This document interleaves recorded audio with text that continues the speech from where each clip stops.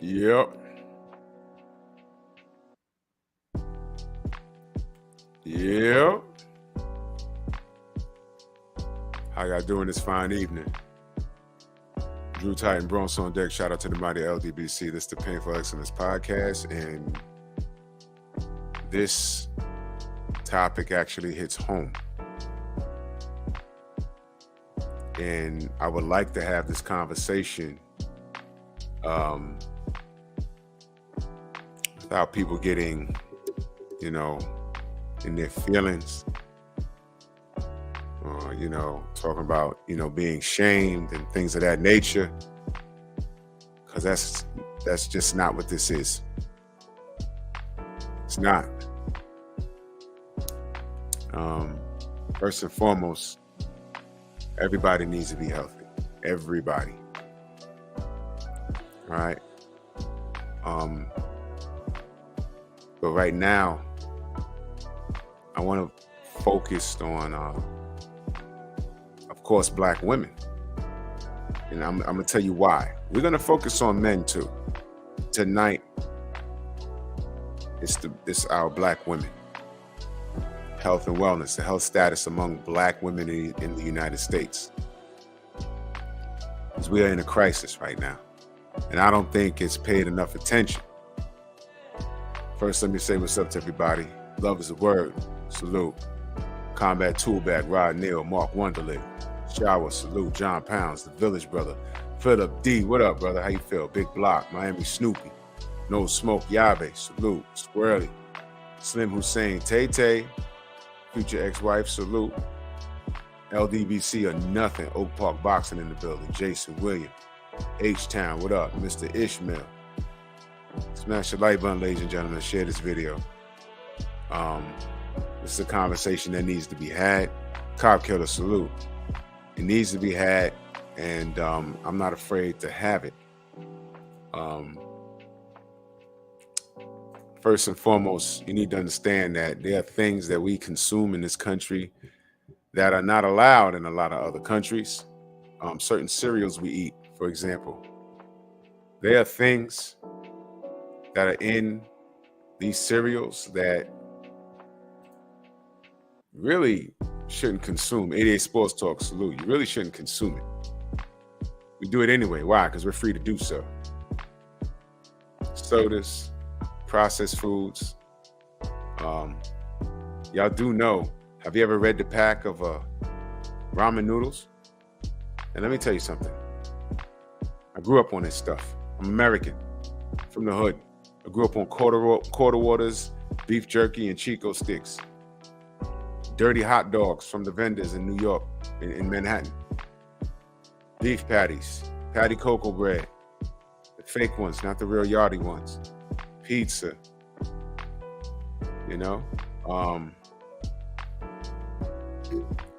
Ron, what's good, brother? Everyone go subscribe to my brother Brooklyn Traditions. Eric H, salute. But I come from an era where I had to sneak and eat that stuff. I couldn't bring it in the house. You know what I'm saying? Ramen noodles. You know, if you were broke, Kane, what up? You got by on things like ramen noodles. That was a go-to food. Let me tell you what I used to eat. Ramen noodles, right? I'd eat like 2 packs of those in 4 francs out the four hot dogs. And I cut them up in canned vegetables, dump it in there. Hen dog, what up?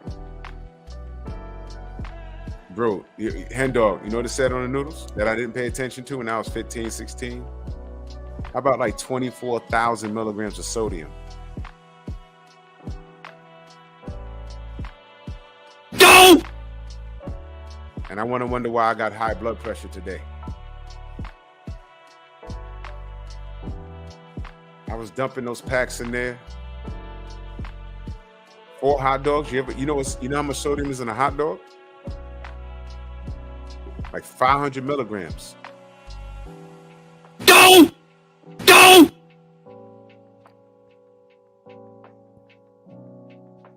And I'm eating that as a kid.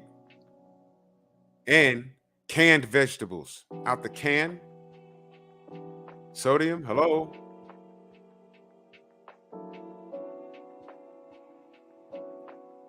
I had more sodium in that meal than I was supposed to consume in about 3 days. But as a 14-year-old kid, you don't feel that, because what was I doing at 14 years old? I'd eat that and run outside. And that's another thing. A lot of us are eating on a budget. So you got to do things like that.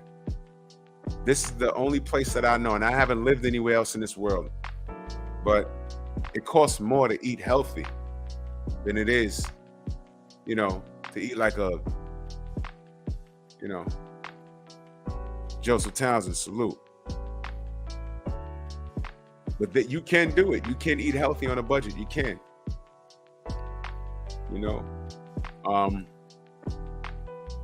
But the reason why I want to put focus on the Black woman this evening is I was just doing some research. Came across this book. I knew about the book. I haven't seen it in a while. It's called A Nation Can Rise No Higher Than Its Women. Right? It's written by Muslim women, Diana S. Jeffries, American Muslim Women in the Movement for Black Self-Determination from 1950 to 1975. What's in between 1950 and 1975? The 1960s, where the government came in and single-handedly broke up the fucking Black household. I've spoken about it countless times. There's documentaries on it. Black people talk about it. You can go to YouTube. There's dozens of Black men talking about it that actually lived through it. And if you didn't live through it, I wasn't born until 75. I learned about it later.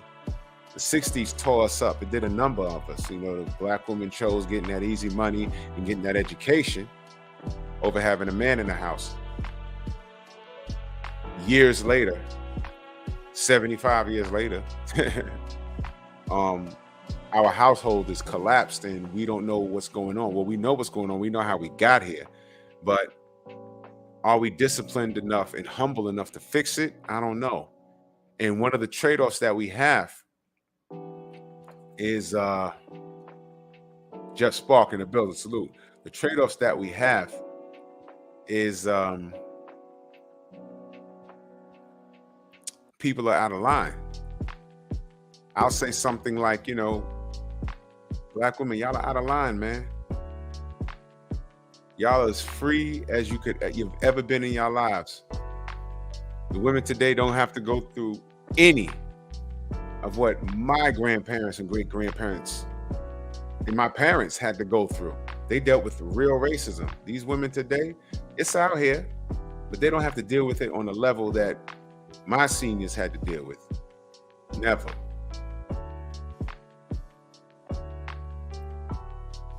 And yet they still complain as if men hold them back. We're not holding you back. You know what the evidence is? There's evidence we're not holding you back, because forget about honoring us and staying healthy. You do everything for yourself. And a lot of you can't do that. There's no discipline. These women are walking around with funny colors in their hair. They're super obese. And instead of going on a diet, they run the Dominican Republic, get their waist snatched, and they leave their hips and the cellulite in their boobs. And they got a tiny ass waist. You're still not healthy. You still can have hypertension, diabetes, all kinds of weird stuff going on with you. You've ignored us. You left us alone. I'll lose weight when I'm ready. And you do everything when you're ready. What's the percentage of black women being overweight? Isn't it like 80% of black women being overweight? That's high, man. That's high. So you can't have it both ways. I've heard women say, "Oh, well, they look, take the fat shaming thing out of it." I'm talking about health and wellness here. How you look is just a byproduct of how you take care of yourself. That's just it. So black women are more free than ever. Y'all do whatever y'all want when y'all want to do it. Y'all don't listen to no man because y'all don't need no man. Fine, you're doing it yourself. So a lot of y'all are looking like Transformers anyway. You get your hair done, you get your nails done. You know, you got a degree. You got all of that stuff. You got a master's, you got a doctorate, you got a PhD, you're good. You're the most unmarried group of women. That's a fact. And 80% of you are overweight. That's a fact. All right. Y'all are on a lot of antidepressant medication. Do you know that? Y'all know about that? The amount of women that are on antidepressant medication. Do you know a lot of that has to do with what you consume also? You're going to Buffalo Wild Wings, you're going to Applebee's, you're hanging out with your girlfriends, you're working, you're paying your bills or whatever. You have no man because you choose to be single. That's what a lot of them will tell you. On average, you're about 50 pounds. Well, I don't know the exact average, but a lot of women I see walking around, y'all about 40 to 50 pounds overweight. Your hair's done. And then you turn around and say, I'm not fat, I'm thick. No, baby, you're overweight. You're overweight. Can a man tell a woman that? I'm not fat, I'm thick. And his belly's hanging over his fucking belt. Keep it honest, you're fat. And that's not healthy. That's right, love is a word. Not cooking at home. They Uber Eats all over the goddamn place. This is what I'm talking about. Now, am I lying? Am I lying? I'm not lying. I'm explaining to you what's going on. Y'all are free. Y'all are not under the iron fist of a man. But let me ask you a question. Demon Kennedy, salute. Let me ask you a question. What would be wrong if a boyfriend or your husband or your fiance or whoever, or your father, your brother, your best male friend, y'all know how that goes. If any man came to you and said, yo, look, sweetie, listen, between me and you, Daniel Mitchell, salute, between me and you, I don't want to take you to White Castles at 2 a.m. after we go clubbing at night.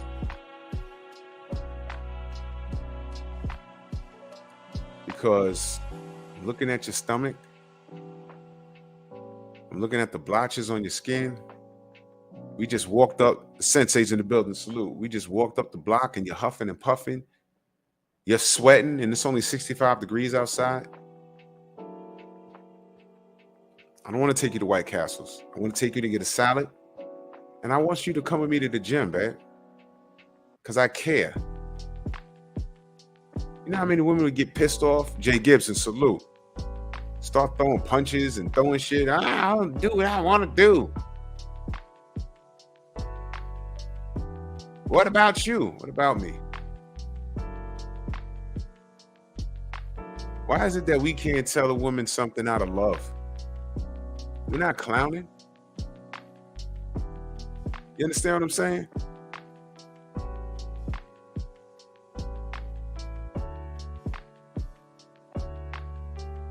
Oh, shit. Wait a minute.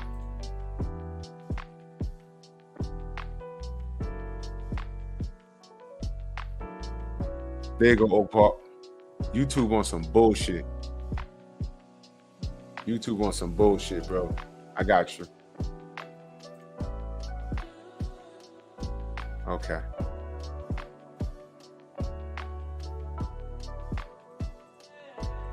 Got you. They do shit like that. You good now, fam? Thank you.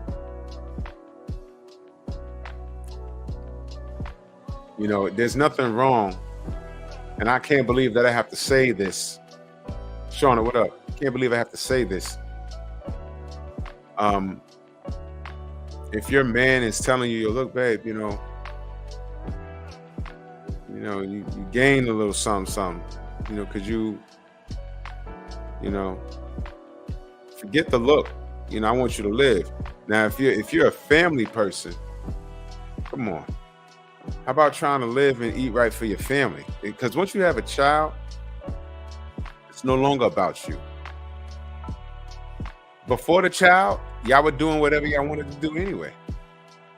And what y'all have gone to, since the government, since the 60s have gotten involved and y'all made choices to go to school the most, don't mean you're the most educated, but you've gone to school the most. Y'all also lead the charge in financial aid and student loans and stuff. You don't want to talk about that. Y'all eat what y'all want. Y'all go y'all are free. Y'all do what you want, when you want, how you want, with as long you want, with whomever you want to do it, for as long as you want to do it with. In spite of us. And what's the trade-off? 80% of you are overweight. You have the highest divorce rate. And y'all spent over $1 billion in hair products.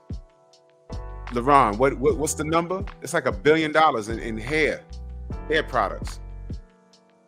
Not funded in education, in Black education, but hair products. That's an actual number. I couldn't believe that. I said, holy smokes. You mean to tell me we could be educating our Black boys and girls? And these sisters are blowing it on hair? Ain't got nothing to do with us.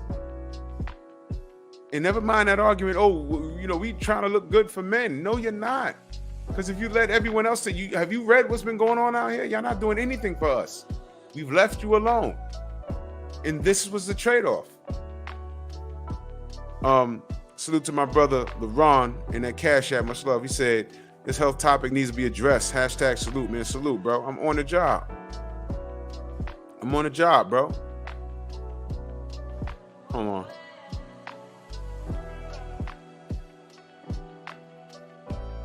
Hold on.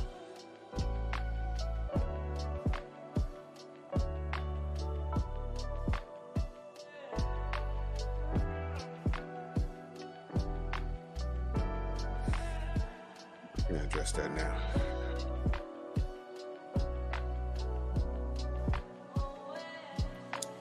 Shauna says hair is important.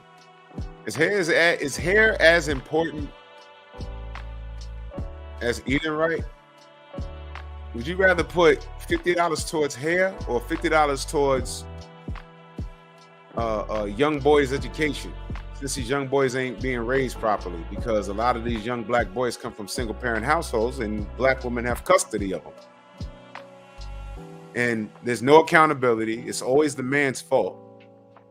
How about this? Black women will have better hair if they ate better. Because all of that, your hair growth and everything else, a lot of it is genetics, but there's things you can do, which you consume, could make you, feel a lot better and look a lot better. You know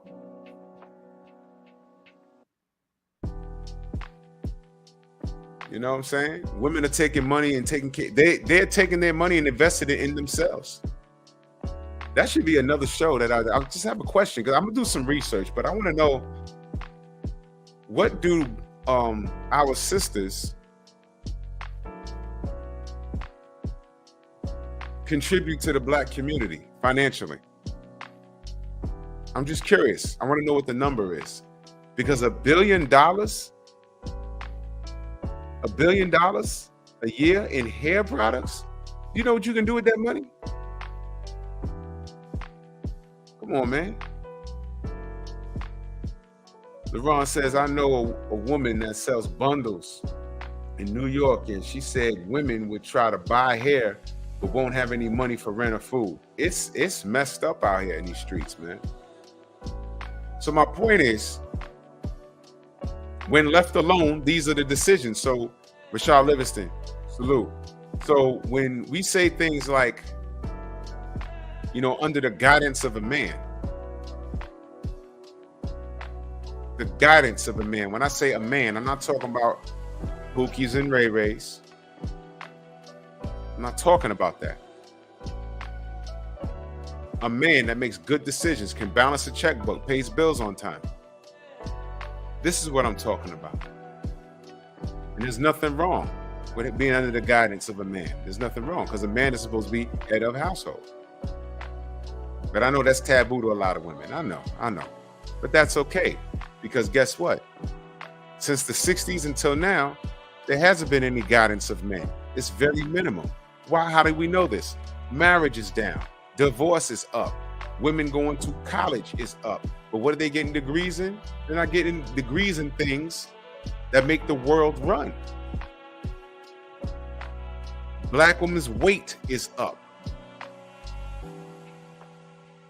But hair and beauty products, $1 billion, that's also up. And where are we as a community?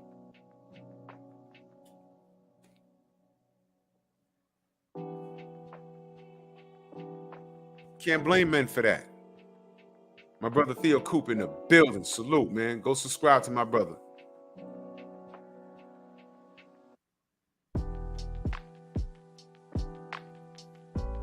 BBLs. When left alone, this was the trade-off. Now I'm gonna read you something, because this is not. I've been noticed this, but it's hard to talk about because women get offended. Well, don't take my word for it. Let's read, family. Let's start right here. Black women in the United States experienced substantial improvements in health during the last century, yet health disparities persist. Black women continue to experience excess mortality relative to other U.S. women, including, despite overall improvements among Black women, shorter life expectancies and higher rates of maternal mortality. Moreover, Black women are disproportionately burdened by chronic conditions such as anemia, cardiovascular disease, and obesity. Okay? There you go. I'm not just making this up. Am I bashing women? No. This is something that I've noticed way before this report was even out, man. This article is called Health Equity Among Black Women in the United States. This was written back in February of 2021, Black History Month. Health outcomes do not occur independent of the social conditions in which they exist.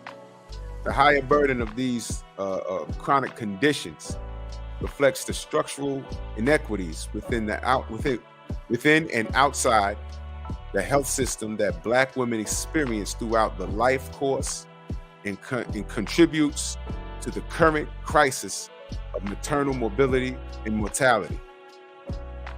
The health inequities experienced by Black women are not merely a cross-section of time or the result of a singular incident. All right, this is a whole article. All right, I'm not going to read all of it because there's another one I want to read. Let me get to this.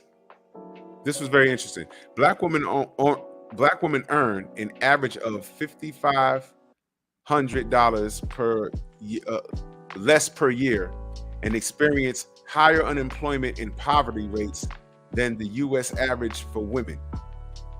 Moreover, Black women are more likely to be the head of household than their white counterparts, effectively support more dependents with fewer resources. That's very important. Effectively supporting more dependents with fewer resources. Okay?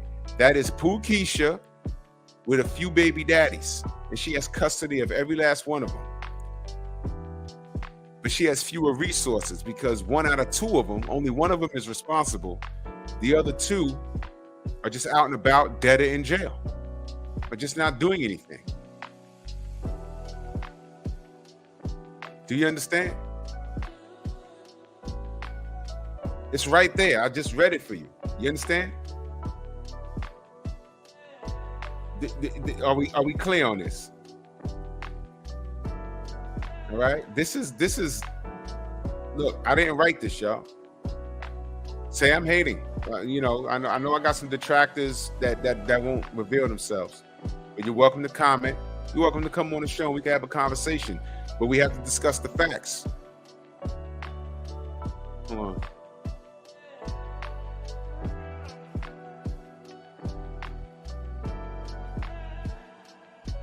Okay. Black women live in neighborhoods that are more racially segregated and have lower poverty values than their white counterparts.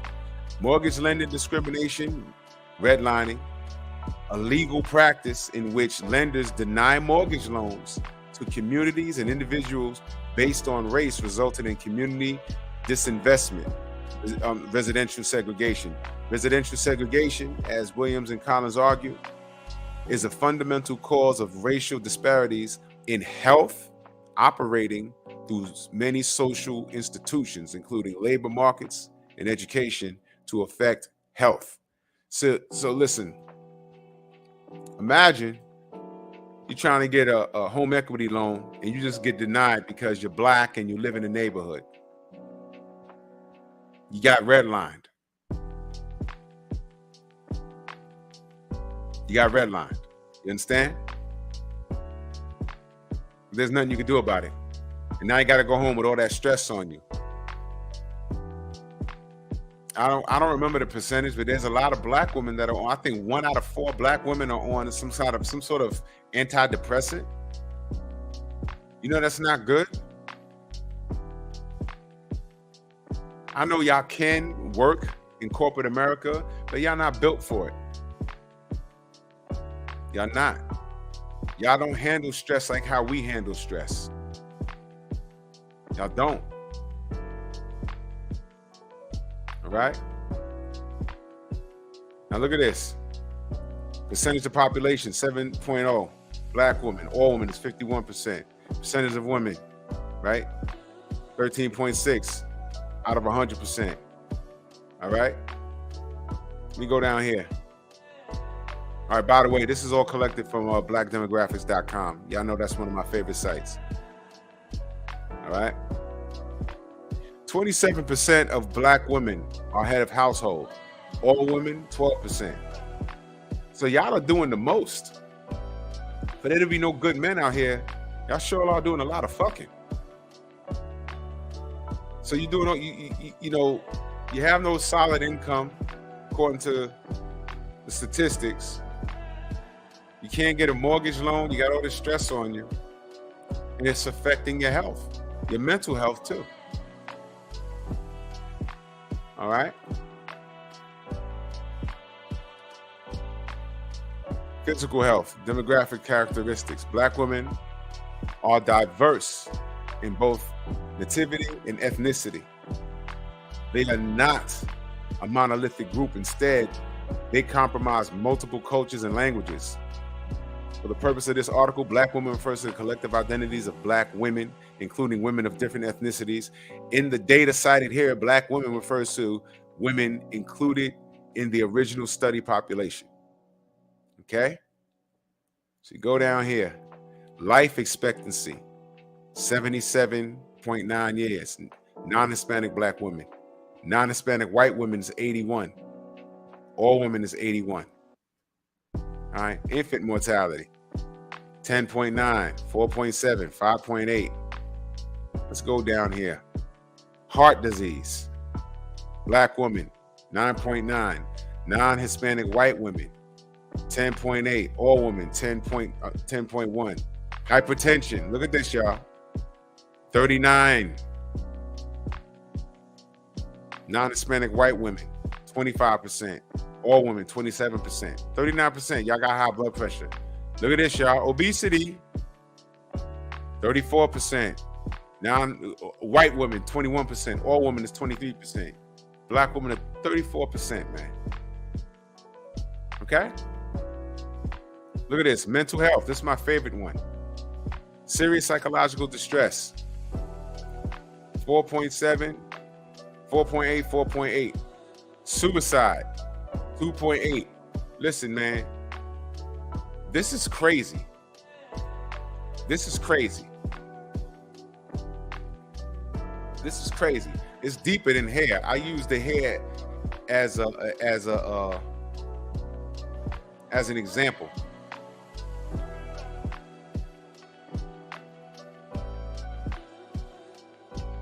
Y'all all heard this the oldest thing, you are what you eat. Y'all heard it. When given a choice, because y'all have nothing but choices, when given a choice, this is where you've put yourself. Hypertension, diabetes,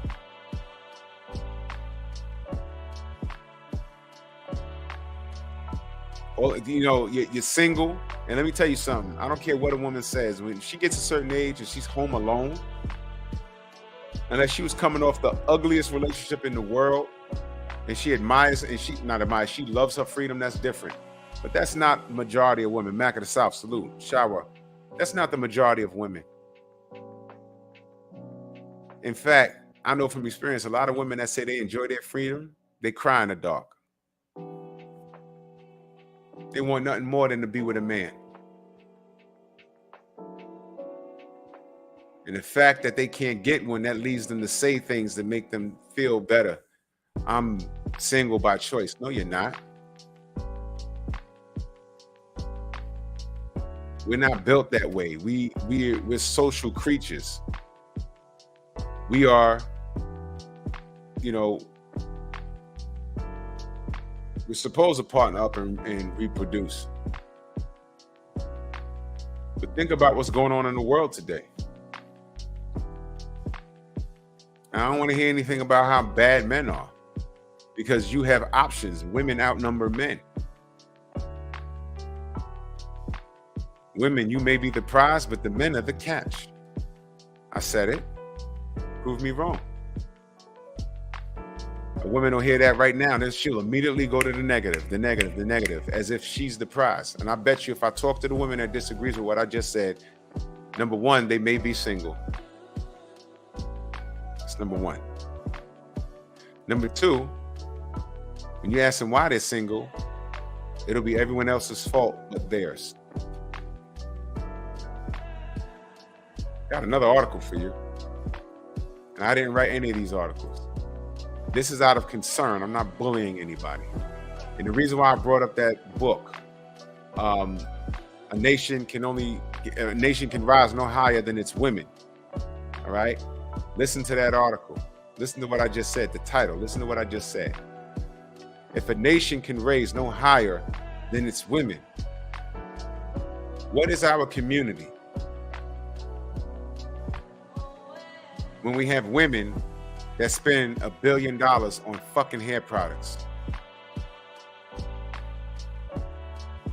If the women are the backbone of our community, the backbone of our nation, and we see our women twerking with funny color Kool-Aid hair, profane,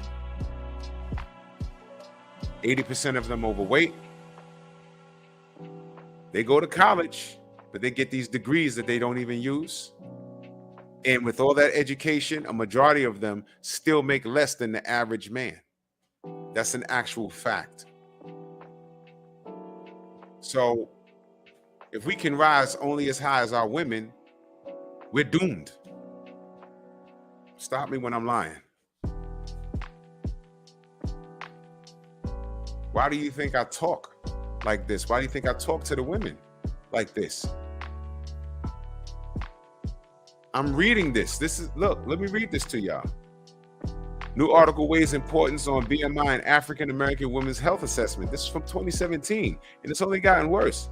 New CDC journal articles questions the common use of BMI or body mass index as a measurement of health for African American women, suggesting instead of a more holistic, multifaceted approach to preventing chronic disease and motivating healthy behaviors. Authors of the article, Beyond Body Mass Index, are weight loss programs, the best way to improve health in African American women. This was published back in June of 2017. Our public health doctoral student, and they say this woman's name. I ain't gonna read all the names. Okay, African American women have a higher prevalence, 82%, of being overweight and obese than white women at 63%, or Hispanic women at 77%. Hispanic women are right behind our queens.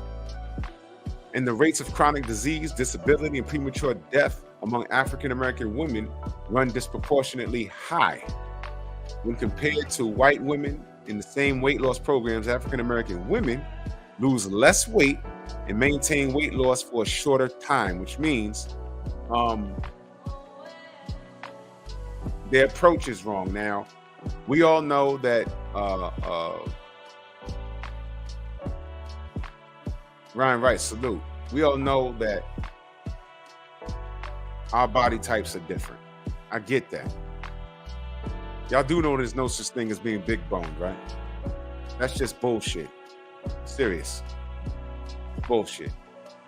Now, genetically, we are different from Hispanic to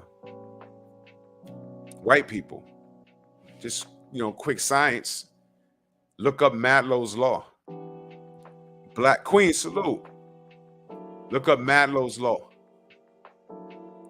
Black is not even a color. The oldest human skull was found in Africa. It was the skull of a woman, right? You remember her name? Put it in the chat if you remember it. I mean, not like you was there, but this was the first, and the first human beings on this planet were black, obviously. And anything that goes lighter is recessive. Lighter skinned, lighter eyes. When Pangea, Lucy, thank you. When Pangea broke up, Africa remained on a continent. You could look at Pangea Earth was one big massive land, and earthquakes and all this stuff, it broke apart. You can literally take the different continents and put them together like a puzzle. It was called Pangea. And what you can do is you can just look at the map. The further up you go towards Alaska, shit got cold. So generations of human beings that were when we left, during the Ice Age, they traveled in different parts of the land. The human body adjusts to the climate. So you got lighter skin the further up north you went. The further, when you stayed in the heat, you get darker. That's why Africans look the way, the altitude is different. That's why they come up to New York, and those Africans always win these marathons. And they look elongated. They got long necks and, broad shoulders, and they could run their ass off because they're down there above sea level. Their ass thin. So they come down here to have extra wind. They're used to the altitude.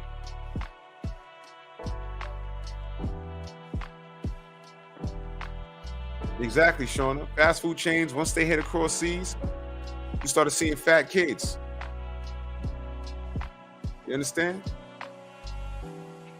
So, black's not even a color, according to Maslow's law. Dr. Maslow, I think he's a doctor. Maslow was a white guy. This is just science, y'all. So genetically, we're different. That's just what it is. Genetically, we're different. Now, it's true, people, lose weight depending on, not everyone has the same diet. Hardbody J. Timo could tell you that. You got to look at the blood work. There's certain things that one person can do that the other person cannot do. They have to work a little different. I know bodybuilders to the untrained eye, they all look alike, but they are different things. You'll talk to different bodybuilders, they'll say, well, look, I had a problem growing my chest a certain way. Whereas this guy gets in there and bounces 375 off his chest for 3 weeks, and he has the best chest in the world. I can't do that. You understand? This is just science, so I get that. But what they're saying is Black women lose weight differently, and they don't maintain it, and they balloon back up. Okay? So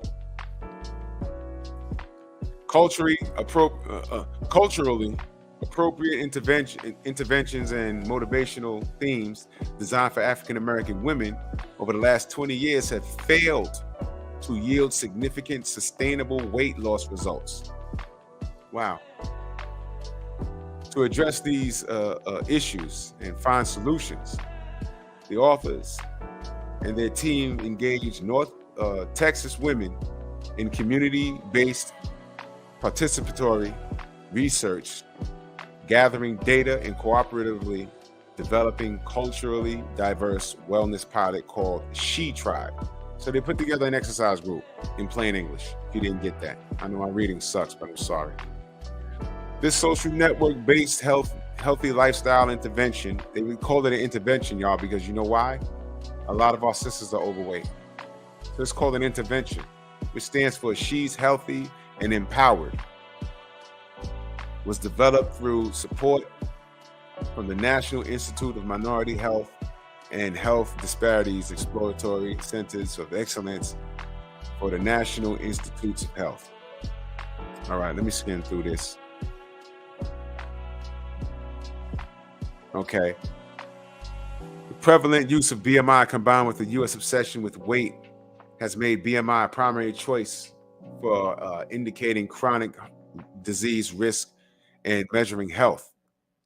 But BMI reduces the complexities of health to one primary indicator and its accompanying solution, weight loss. In most programs, African American women are unlikely to transition from a range considered obese, BMI above 30, or overweight, BMI range from 25 to 29, to a normal range BMI less than 25. The average African American woman weighs approximately 178 pounds with a BMI of 32.2 and would need to lose almost 20 pounds in order to reach just the top of the overweight threshold. Listen. Oh my gosh.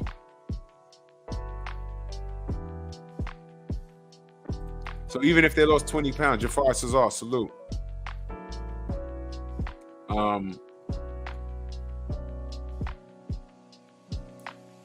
Mr. Shelton, salute. Oh, Joseph, I was thinking about doing a whole show on the Olympia. I got Big Ramy though. I got Big Ramy winning. I think he's right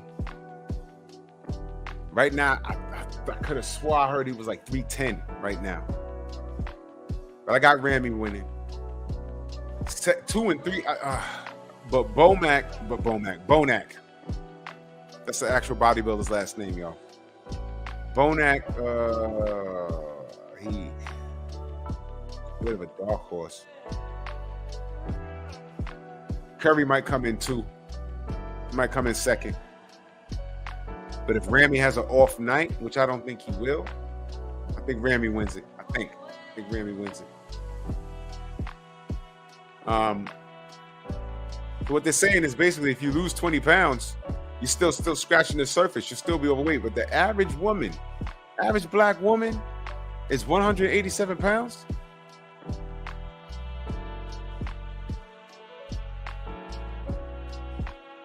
Y'all know that's heavier than the average black man, right?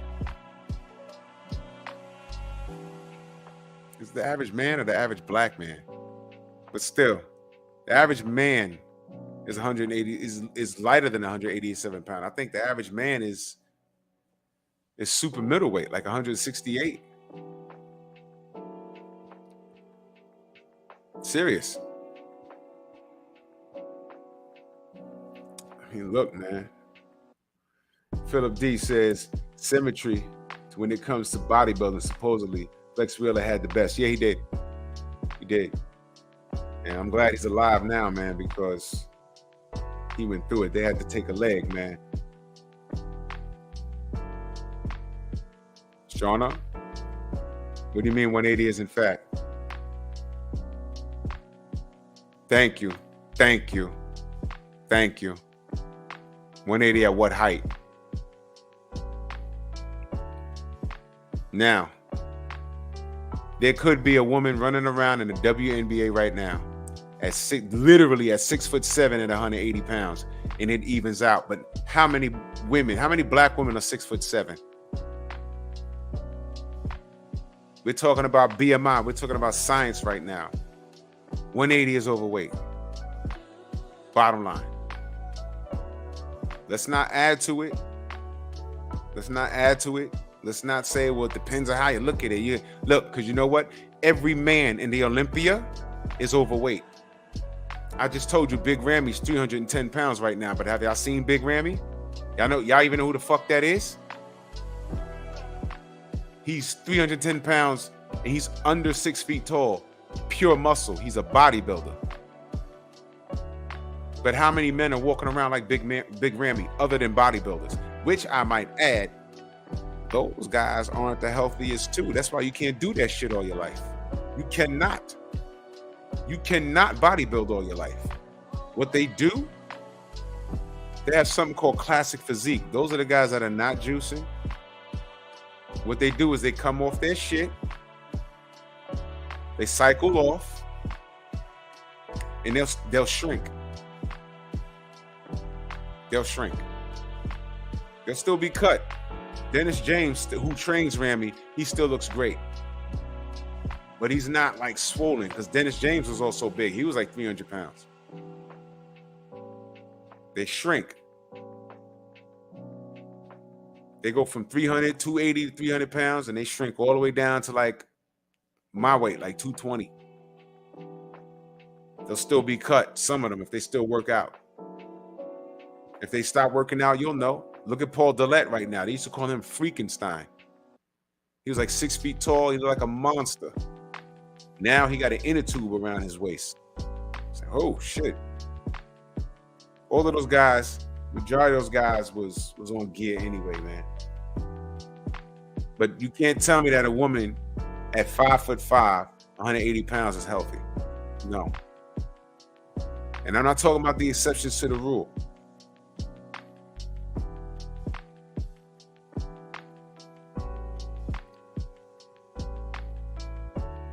Exactly. Wolf look like a cyclist now. Exactly. These guys, they go back to normal. Once your muscle gets past a certain, you could get cut up, but you need certain things to get past a certain threshold. Cyclists got big legs. Soccer players got big legs. Right? Y'all ever saw Michael Phelps in person? I have. He looks elongated. He has wide laps. Why? Because he swims. You know what I mean? So, yeah, and a lot of these bodybuilders, you saw what happened. They end up dying. Recently. I'm going to do a whole live stream about that. Shit crazy, man. Flex Roden, he just died. Sid McMillan, he just died. That was great. Sid? I was like, what the fuck? How does that happen? He was young. Shit crazy. 160, 180, Sean, is probably a nice weight for you. But 180 is overweight for a woman at 5'5". It is. You can ask any doctor. He or she don't want to hear shit about you're black and nope. 180 might feel good because you're coming down from a higher weight. But that's overweight, babe. It is. Don't take my word for it. Be 75 years old at 5'5", 187 pounds. And tell me what your doctor thinks.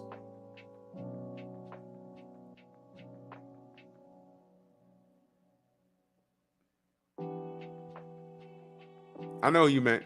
Sean Roden, I know you meant. Most participants don't lose enough. Most participants don't lose enough to reach the BMI targeting to reduce cardiovascular disease and diabetes risk. The numbers are important, family. So you may say 180 is a good weight for you, but that BMI, you got to be in that range of BMI so you don't run the risk for cardiovascular disease. My mother's overweight. She has cardiovascular disease right now. Okay? Once you over that BMI, you run the risk for cardiovascular disease, diabetes, hypertension. You might not have it now, but you're at risk. This is what we're talking about, risk. And it says, and when measured at 18-month follow-ups, many of those who do lose the weight will regain up to 33% over time, which means they're not disciplined enough to keep the weight off. It says here, weakness of BMI, the author said, is that it fails to account for differences in body composition, fitness levels, and nutritional variances that can predict health and longevity. People can be obese but in good health because of diet and even moderate amount of physical activity. Muscle mass can also be a factor in adjusting a person's weight loss goals. What did I just say? Big Grammy's he's under 6 feet tall. He's 300 pounds of pure muscle. But we also lost Sean Roden and Cedric McMillan. Those guys was bodybuilders. So that's when the BMI you could read someone's measurements and you be like, well, what the fuck? That's why I use the basketball player. 187 pounds is overweight. But I'm sure there's a few women running around in the WNBA that are over 6 feet tall and they weigh 187 pounds, but they're running up and down the court all day. So they're healthy. So their BMI on paper, it might betray what the target is. So there are exceptions to the rule. All right, they talk about muscle mass and everything else. I'm not talking about a woman that's just 187 pounds and she doesn't do shit all day, which is why these women are black women. They're talking about they gain the weight back. All right, research increasingly shows mortality to be more dependent on cardio respiratory fitness than BMI. All right, this is good news for people who have been unsuccessful at weight loss or maintenance. A moderate level of physical activity can improve health regardless of whether a person lose weight. So basically what they're saying is,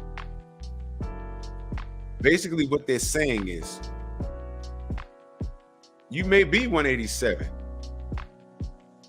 but if you move in your ass, it's least likely that you'll end up with these diseases.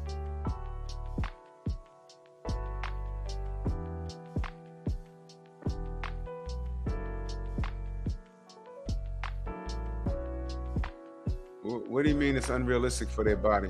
Shauna says there are a lot of black women that size. Yeah, that's clearly what this says. There's a lot of 80% of y'all are that size, and it's not good. A lot of people, including white, complain about the BMI standard. Well, we're the fattest country in the world, Shauna. We're the unhealthiest country in the world. I'm just focusing on my community right now, but we are the fattest country in the world. So white people complain about the BMI standard, whatever, okay. They regain the weight because it is unrealistic for their specific body. No, it's a lack of discipline. Please be accountable, Shauna, please.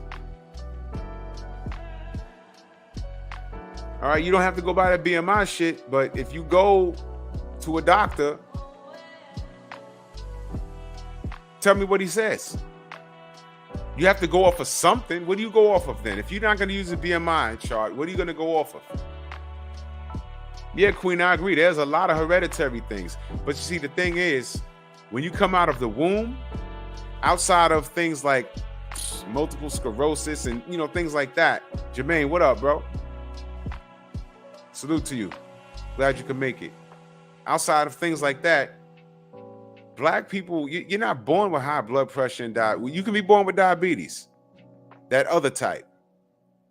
But I'm talking about the type you get from eating excessive sugar.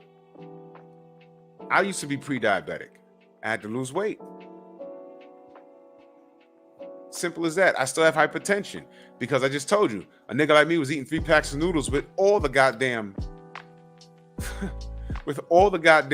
packs of seasoning in it. What kind of time was I on?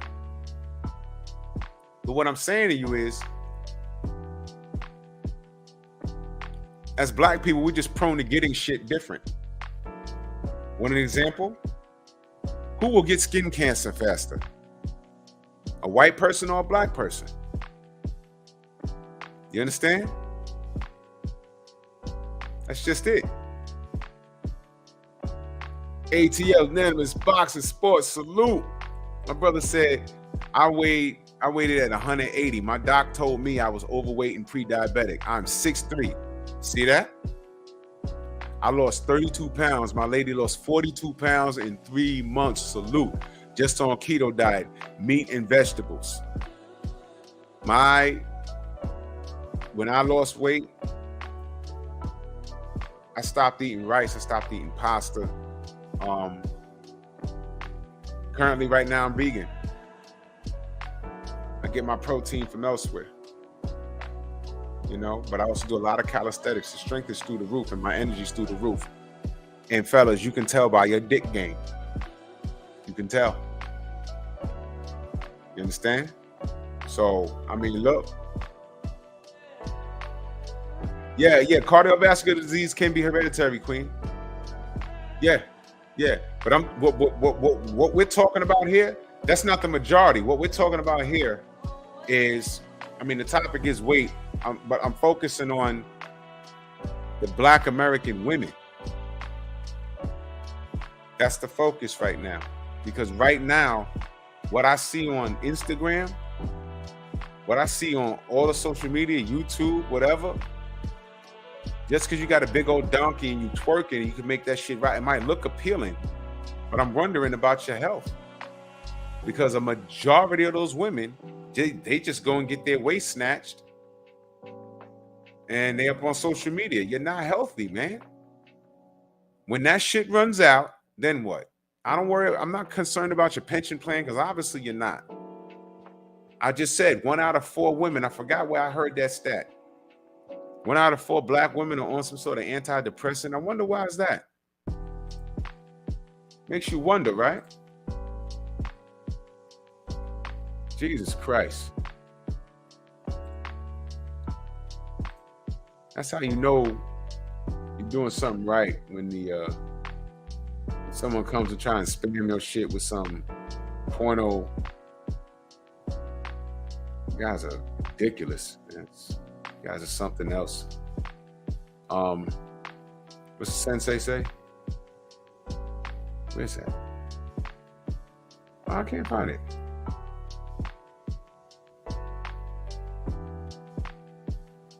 Xavier, what up? Oh, okay. Give me a minute. Demi Kennedy, salute. Stormy said, I lost 30 pounds from last year to present. My doctor told me last week you made my day. So sandwiches for everyone. Exactly, bro. Excuses can't be made for type 2 diabetic. Had to change my diet. And at 49, staying active, 5 feet 10, 225. You see? These are decisions. I just read it in the article. Paul Carrick, my brother. I just read it in the article. The women will lose the weight, the black woman will gain it back. That's discipline right there. That's discipline. Now, I'm not being rude, but these are things that we need. You know, these are questions that we have to ask because I give a shit.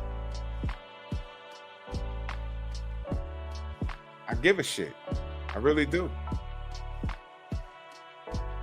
You know, again, a nation can rise no higher than its women. So who runs the world? Girls, if y'all believe that. Thank you, Ken. I appreciate you. Shauna, what pressure is on women? Because y'all took this pressure. This is what y'all wanted. Y'all ain't want niggas in your face. Y'all ain't want niggas telling you what to do. Y'all wanted to go to college, fine. Y'all wanted to work the same jobs as us, fine. Y'all doing whatever y'all want to do. So what pressure? Who pressure from who? That's what I want to know, Shauna. Who's the pressure coming from? Because y'all in competition with each other. It's not us. Y'all not doing this for us.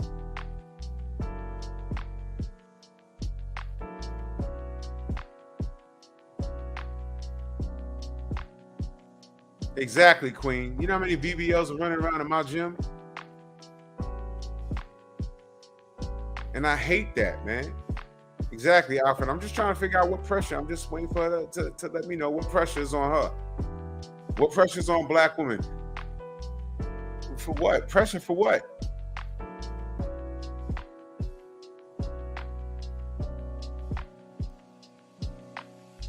What pressure? Slim Hussein said pressure on themselves. They don't believe they can do it. Exactly. There was nothing about no black man telling a woman what to do in this article I just read to you. The women lose the weight, and still when they lose about 20 to 30 pounds, they're still above that BMI, that target BMI they need to be in, so they're not in the realm where they can get diabetes or anything like that. Shauna, that's a very disingenuous answer, sis. I asked you a direct question.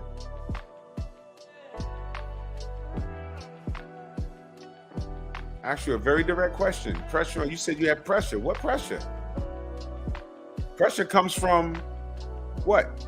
Other people? What are you going to tell me? Society?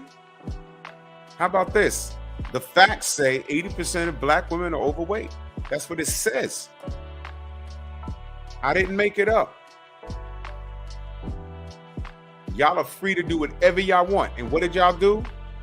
Y'all went overweight. You put funny colors in your hair. You ran to college. You said you don't need no man. You graduate from college. You have all the student loan. Y'all have kids out of wedlock. 80% of the childbirth, was it 80 or 90% of the childbirths come from 16% of men out of wedlock. And those 16% of men ain't shit. So these are the choices y'all made.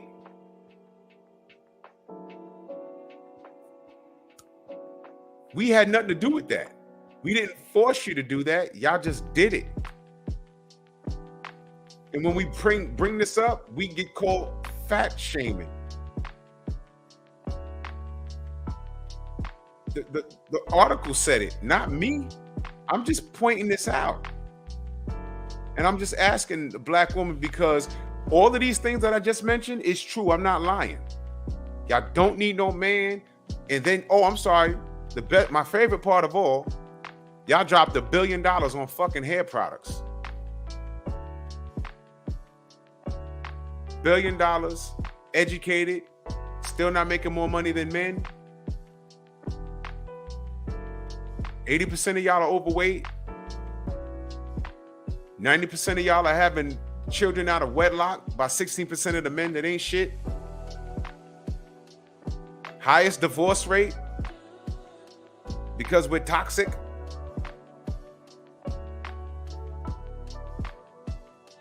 So y'all are doing everything y'all want to do.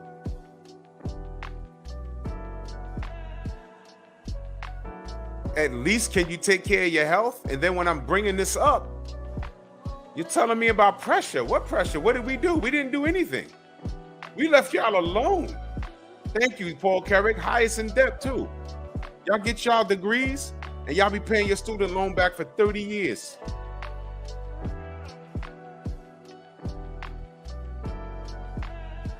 What are you talking about facts, Shauna? What facts? Point me into the direction of an article. See, this is that feminine, J.A., what up? This is that feminist nonsense. It's nonsense, you see? You know what the easiest thing to say? Hey, the easiest thing,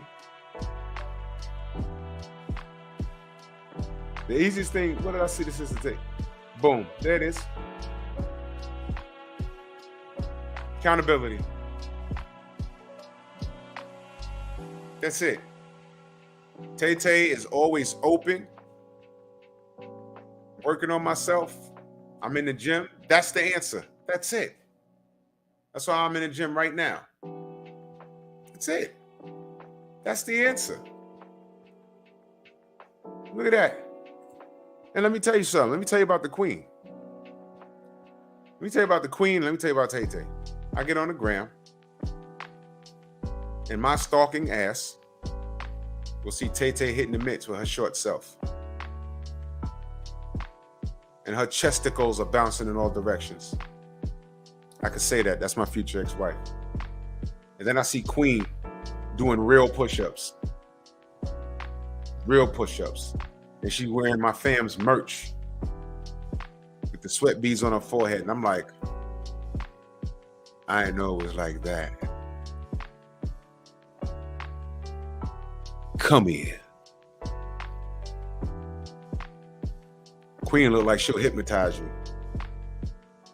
Queen look like you just hang out with her and just get like a salad and some tea, and you walk away saying, "Is that a date? She feeling me?" Queen got those eyes where you can't look at her for too long because you'll get glamored like a vampire. It's like, yo, the sun's up. Yeah. See? Jim, there's your answer.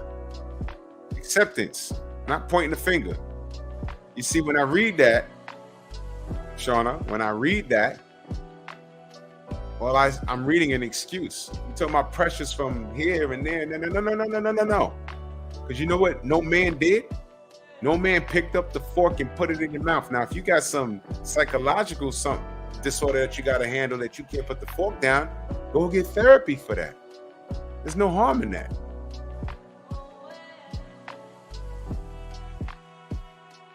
Let me reiterate. The sister does real push-ups, not the shit off the knees. She was doing real push-ups, real ones. I dead ass salute her. This is a military sister too. I couldn't go to the military. I'll tell you straight up and down. I wasn't doing that. Paramilitary for me is as far as it went for me. Police department, that was it.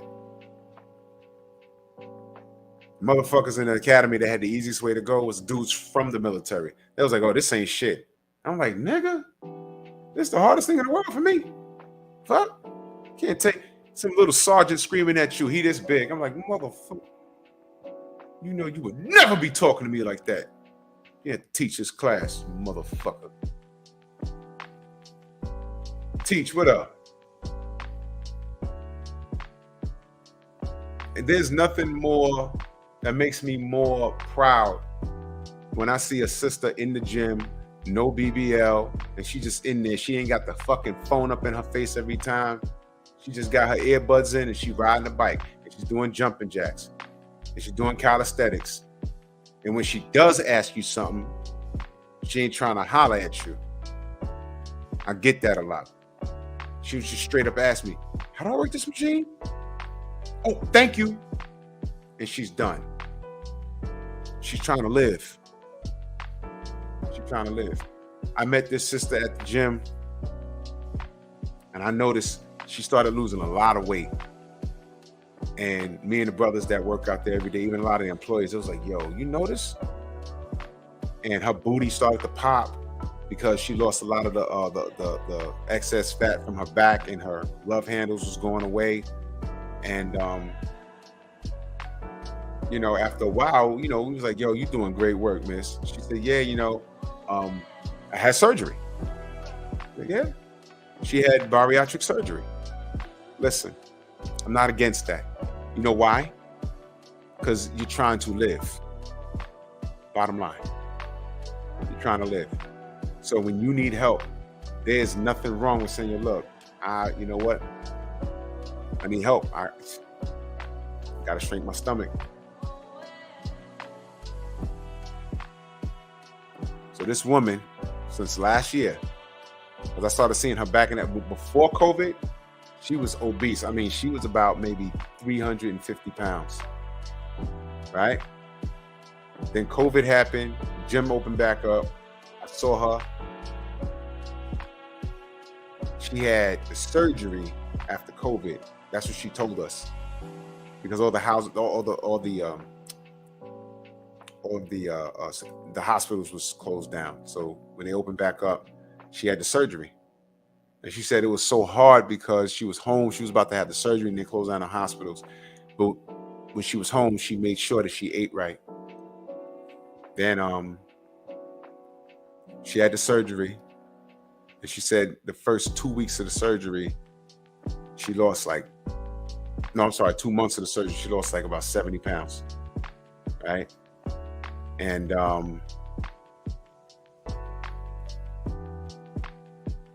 she just kept losing. And she was wearing compression spandex. Losing. And she said, I forgot that I had a butt. Because she has like 6 kids, right? And she forgot that she had an ass when she was younger. And she says when she's looking in the mirror, she's like, yo, I have like a half moon. I'm like, oh, that's great. We ain't here for that, I asked her, how's your health though? She was pre-diabetic. That went away. She had high blood pressure. That went away. She had a problem with her knees. They don't hurt as bad. She had edema in her legs. That went away. She was 350 pounds or something like that. Today, she's still overweight, but a lot of that is loose skin. She's about 215. Looks like a different person. And now, although she has a lot of compression stuff on, she looks like a normal person. She has a lot of compression stuff on, but she said she has a lot of loose skin. Her insurance is going to pay for the removal, her stomach, breast lift, and her arms. And then, but the booty and the legs, she says she's gonna pay for that out of pocket. Her husband is gonna help her pay for that out of pocket.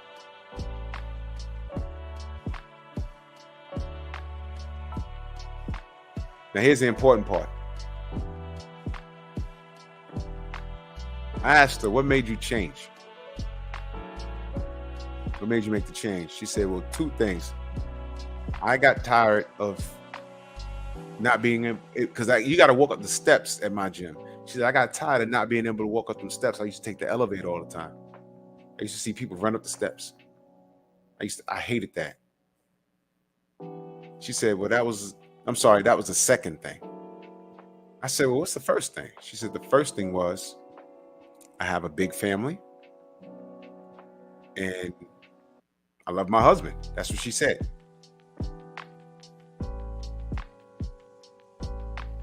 I said, I'll be damned. She said, yeah.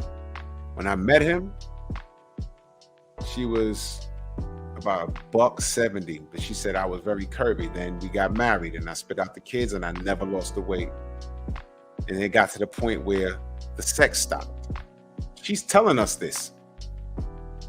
We was around her like a huddle, like, is this woman being accountable? And she said, I never asked why my husband wouldn't sleep with me. That's what she said. And I said, wow. Because she already knew what time it was. He wasn't attracted to her. So she sat down and gave him a commitment. And, look, I'm going to lose the weight. And, because he, being a man, didn't know how to approach his wife and say, look, babe, could you... He was going to work, paying the bills, and, he tried to drop hints like buy different foods, healthier foods. And she said, I knew what he was doing. I just didn't want to approach it. But, said he didn't sleep with her for dumb long. And then when she said, look, I'm committed to doing this, he said, okay, let's work on it. She was like 350. Now she's like 215. And she's proud of herself. She's in that gym every day. Now she needed some help, but she got that help. All that talking, I didn't even get her name.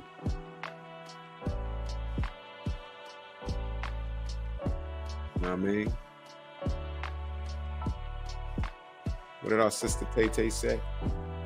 She said, Boxing is also definitely great cardio. That's how I lost 50. Exactly. Y'all don't know if y'all never did it. Go to the gym and hit a bag for 3 minutes straight. Just hit it. Get close to it and just hit it and don't stop for 3 minutes. Tell me how you feel. Yeah, that's right, Queen. A lot of insurance will pay for it now. It used to be considered vanity, but if you can make it, if your doctor that wants to do it can articulate it that it's a health reason, like you getting abrasions on your skin or whatever, they'll pay for it, man. I work for transit. They paid for a lot. There's a lot of women that were obese. There's a lot of dudes that they damn near giving out that they giving away that bariatric surgery. Giving it away. You know why? You can tell the OGs on my job. They got the best cars in the lot, and all of them are, not all of them, majority of them are overweight. Their stomachs are like crazy. It's ridiculous. What'd you say? Hey, Hardy says, I want to lose weight, but I'm an emotional eater. I eat when I'm stressed. This is another factor of weight. Yeah, listen, let me explain something to you. All right. It is okay to admit that I am an emotional eater. You understand? There was a point in my time, and if you look back on my other channel, right, me and Stay Ready did a show about depression. All right. And there was things that I wanted to do. And I was in a position in life where I'm like, fuck. Whole time I'm eating those goddamn ramen noodles. Eat. I'm like, ooh, I'm almost 400 pounds. Holy crap. How'd I get here? And guess what?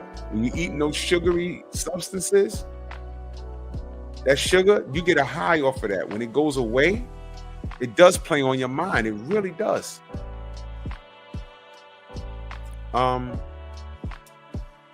First thing I would recommend, if it's something you can do, hey Hardy, if I'm saying your name correct, my sister, go see a therapist. I'm all for therapy, man. You know, I clown the trolls a lot. You know what I'm saying? I say, yo, y'all need therapy, but they do. Because they think that this is therapy. They think it's therapy. It's not. I'm not a counselor. I can only tell you what works for me when I lost weight. But I always refer y'all to the Hard Body J Timo. He's a professional. You understand? But I can tell you what works for me. First and foremost, try and go talk to somebody. Hey, Hardy, I hope I'm saying your name correct, ma'am.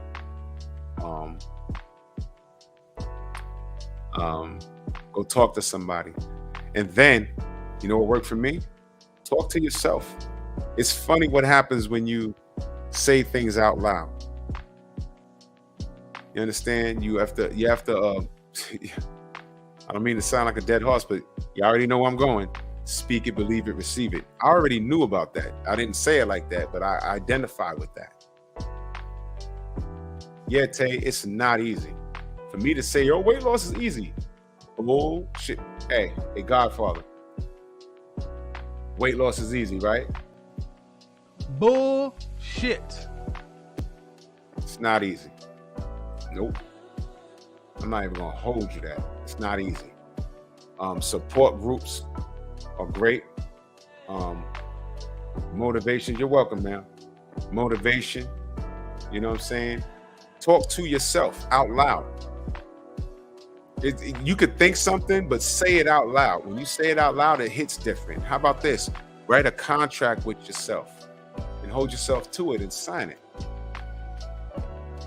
Now, I know it sounds stupid. Oh, well, what if you don't fulfill your contract? Guess what? You got to live with it. You actually wrote something down, put it in writing, and you signed it. What are you going to do? Ball it up, throw it in the paper? What is your word? If you can't keep your word to yourself, what does your word mean to anybody? You understand? I'm doing this topic out of love. I'm not bullying my black women. I know y'all think that I've been kind of hard. I'm not. I'm not. I really don't. I love seeing this woman that we spoke to at the gym. Holy cow. I was so happy because I remember her, because we see everybody. We notice the changes. And we all was just talking. And we was like, yo, remember in like 2019, late 2019? She was like 300 pounds. What the fuck? We got to give her props. Exactly, Daniel Mitchell. Yes. Exactly. Yes.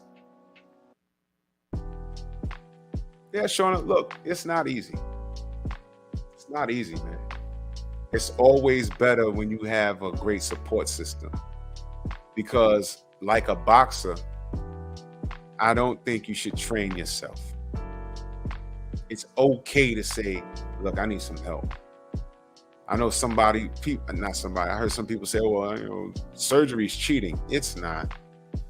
It's not. You're trying to live. And when you get a certain age, it's cheating?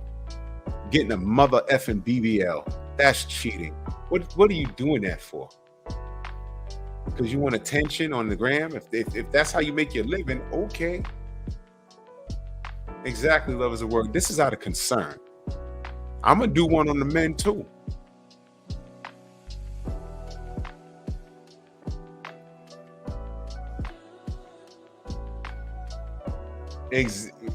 Say it again. Phenomenal Mexican, my brother, salute. I'm telling you, when you say it out loud, affirmation, when you write stuff down, you're going to feel real stupid. It's like, hey, it's been 60 days and I didn't do a motherfucking thing I said I was going to do. What are you going to do? Ball that paper? How you going to feel balling it up and throwing it in the trash? What is your word? You know why? No one did it to you but you. Yeah, ATL, no sugar. That's bad, man. Yeah, A Hardy, and thank you for showing up. I appreciate you. And look, I love my people to a fault, man. I love my people to a fault. I went off this morning because of one motherfucker. And y'all know I normally don't do that, but I was gonna do him dirty. Not dirty, but I was gonna put him on Front Street where he would have to come clean on something. He would have to come clean because I was gonna corner him. That's why he didn't click the link. But it's a black dude from the UK. And even today, I heard some things. There's people talking about us right now as we speak. And it's like, you know what? Some guy jumped in my comment section on my other page and was like, yo, you okay with Puerto Ricans saying nigga? First of all, I'm from New York. That's just how we talk.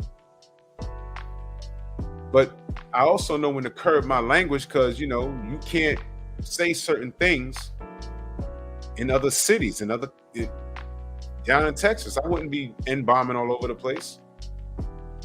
It's different down there. And I understand. The one thing I said to that person before I blocked his ass, I said, you know something? I had a problem with one white person that I can identify here. All my other issues on social media came from other black people. Now, why is that? And y'all know I'm not out here bothering anybody. Anything that I have said is out of response. This is over an opinion on boxing? I mean, really think about it. They want to play victim now that Cece said what she said that was misinterpreted? No, I'm sorry. It wasn't misinterpreted. It was added on. There was some extra spice on it. As if these trolls haven't been running around threatening us and threatening our families for how long now? 3-4 years? And all people do is talk reckless about us. We don't bother anybody. It's black people. So it's hard. And I was going to show you how you got to pull a rope. You can't push it. Because I was going to invite that little mofo on, and I was going to judo his ass. And he was going to be forced to tell you the truth. And I'd have showed you how whatever he said wasn't going to make any sense. I love my people to a fault. And this is a nigga in the UK. Ain't no white folk, to my knowledge, talking about. Matter of fact, it's probably white folk over there talking about me, but I don't pay them no mind. There was one white boy here, and we had a conversation. All these other niggas want to, oh, but I see you and up. Okay, what? Is that serious? I'm bringing that up to say this. Tonight's show was about black women, and I showed you, and I did a lot of research. But the tip of the iceberg was that book I found that I always knew. And I'll read it to you again. A nation can rise no higher than its women, which means y'all are a pillar in the black community. And then I look what our African-American sisters are. And at times I feel like I have no goddamn hope. When I look at the numbers, it's so like, it's deflating, man. I'm lucky, man. I'm married. But I got friends that aren't. I got friends that are divorced. I got male relatives, youngins coming up asking me questions. I'm like, yo, you're not supposed to put up with that.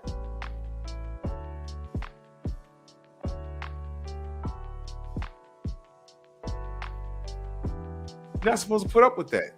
She did what? She said what? How old is she? What the fuck does she know about that? Dude, finish high school, go to college. You don't need to be, get the fuck out of here, man.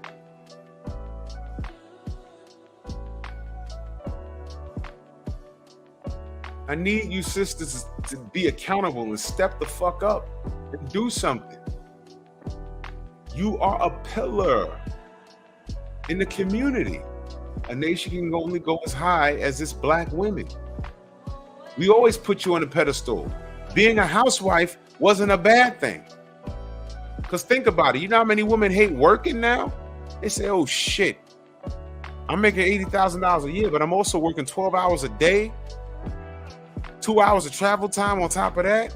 I got all this paperwork. I'm tired.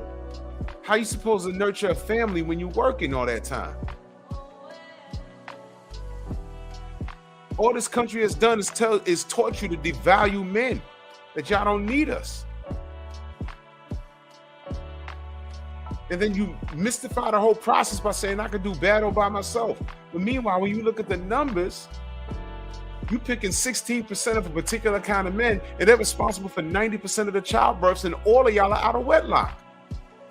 And the ones that are married, y'all are leaving divorce. And then you ask them, yo, why you divorced your husband? He was toxic. That's a broad statement now, man. I'm not dealing with that. Andrew, what up? We goofed up here. And it started in the 60s, and y'all don't even know it. And we've been on here talking. I'm not the only channel talking about this. But if you take time to listen, this is the problem, because from the 1960s until now, this is what we got. Dark-skinned women with yellow hair running around 210 pounds, bigger than fucking Emmett Smith, with a snatched waist, talking about I can do bad all by myself. And they're mothers, and they're raising these weak boys. And you ask them what happened to their man, they're saying, oh, well, he ain't shit. And they teaching their boys, oh, he ain't shit, but you're gonna be the shit. And they're raising these boys in their image, and they can't raise a goddamn boy. You can't do it, man. You can't. And I see you, Queen. There are some exceptions to the rule. There are some exceptions to the rule, but the vast majority, according to the statistics, we losing out here, man. And when we're saying that, and then what happens with all of this stuff? That's what I'm saying. Y'all are the pillars. Watch this, y'all. A nation can rise no higher than its women, right? Right? From 1960 to 2022, society has trained the black woman that y'all don't need the black man, but y'all get pissed off when these passport brothers pop up and say, you know what, fuck it. I I want a wife. I want a family. I want that house and the picket fence, and I want to do this, but I can't get a date no fucking way. And then when I do get a date, it's this bitch want me to fucking feed her 5 times, and she don't plan on sleeping with me or walking the aisle with me, but she'll take my money and eat that steak dinner, and then wonder why she's 5'5" and 210 pounds. Whoa!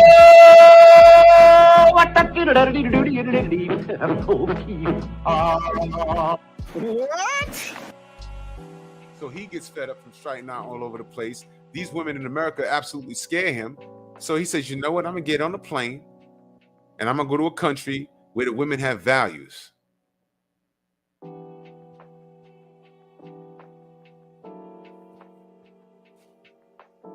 This has been deep rooted. You know how they disarmed? Family, listen to me very carefully. You know how they disarmed the black community? They took away our pillars. Our pillars were the black women. Do you understand?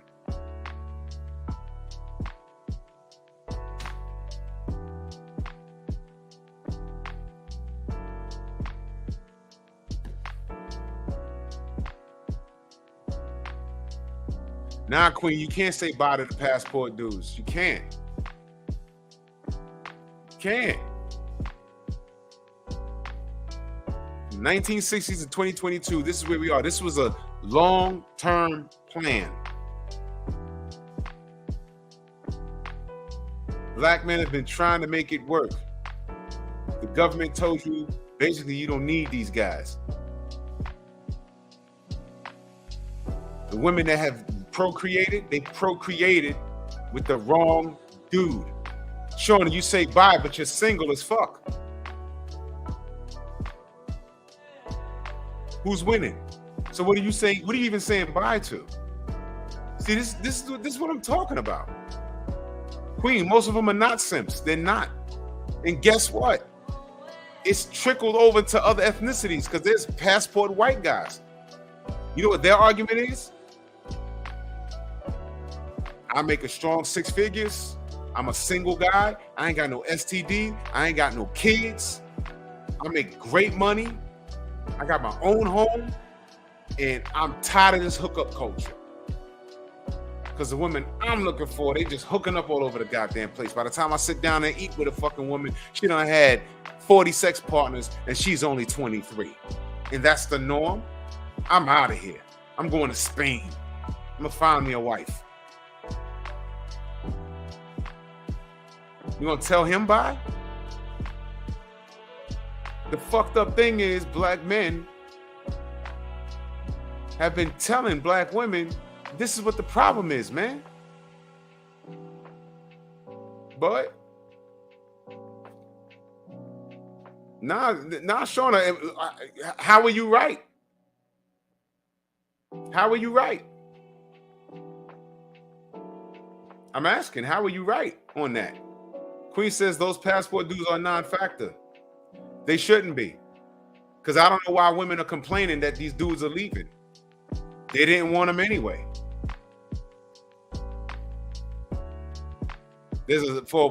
Just like I said, for a lot of men that ain't shit, there's a lot of bitches that end up pregnant. Same thing. For these passport dudes to be a non-factor, there's a lot of women complaining. A lot of them are complaining. I don't understand. Nitty G, salute. I don't understand that. I don't understand that. I don't understand that. Especially for a woman that has no man. I don't understand these women getting on social media saying, bye. And man, okay, so if you plan on being single, that's cool. Watch it, what up, bro? If you plan on being single, that's cool. You like it, I love it. That means you don't care either way.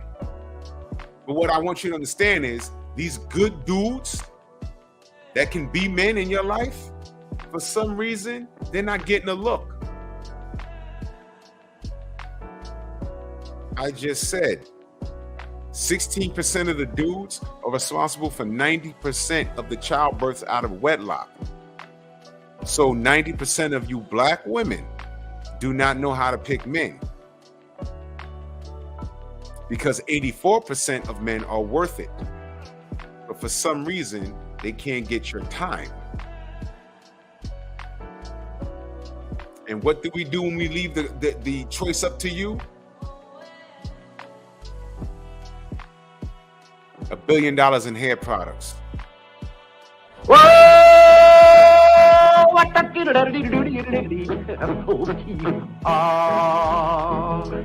that's kind of pretty before it gets started, ain't it? Oh, frog money, he did ride Crambo. What?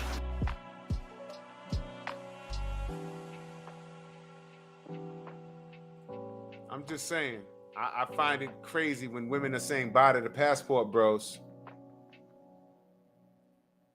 and they're single. So that means you want the 16% of these dudes or the 84 but are saying, yo, look, I've had it. I can't find one in America. I got to go somewhere else. Wouldn't it make sense to say, no, stay? Wouldn't that make sense? Huh? I don't get it, man.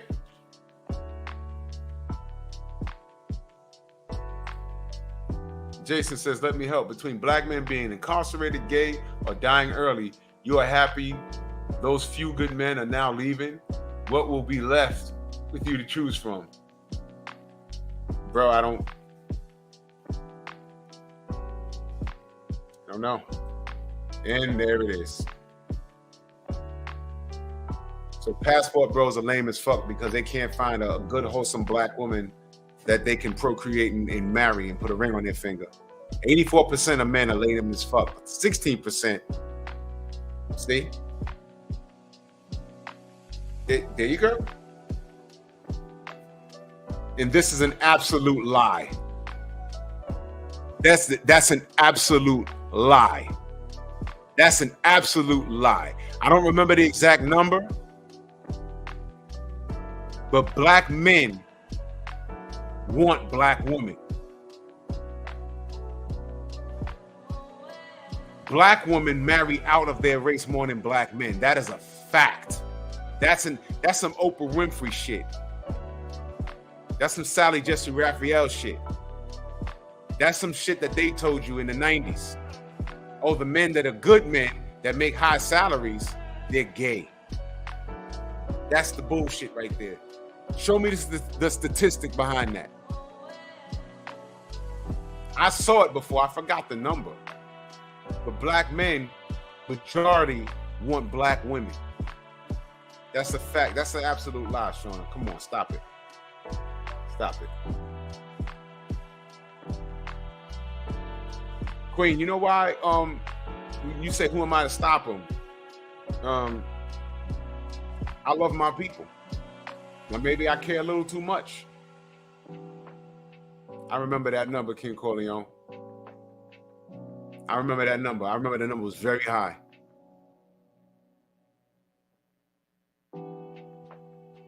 I love my black people. But I find it strange how when a black person, a celebrity, for example, marries out the community, he gets all the bullshit. Oh God, here he go. And they always trying to be with those people, blah, blah, blah. I see that a lot.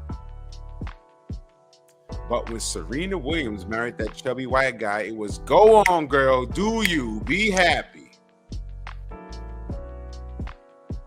I'm saying. Night Train, salute. Thank you. Thank you for that. These stereotypes are out of control.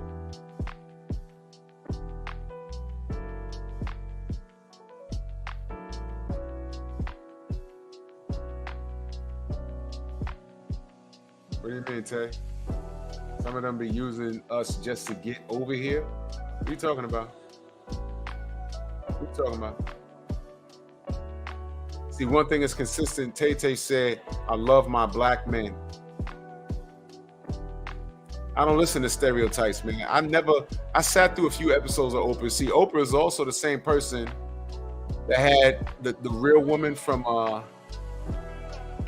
the real woman from How Stella Got Her Groove Back. That was an epic show. It might be on YouTube. And I said, oh, this is the real woman. And what is she mad at? She married this dude. And oh, Jamaican dude. Oh, he's taking half her shit. I said, man. And they said, let's welcome so-and-so. And he did not look like Tay Diggs. And that dude floated on the stage. Ow. And I said, I was watching it with my brother. And I looked. I was like, yo. I said, yo.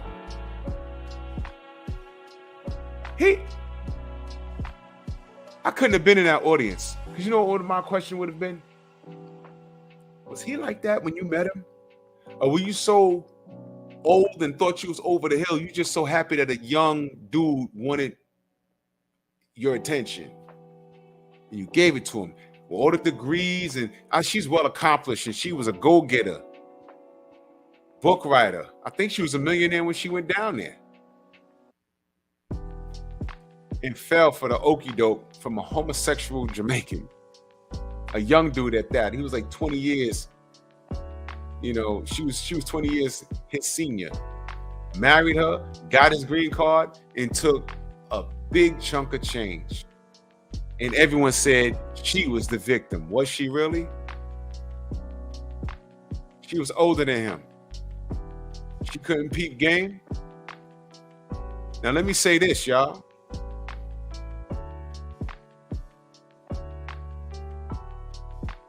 Exactly, Philip. Exactly. Let me say this, y'all.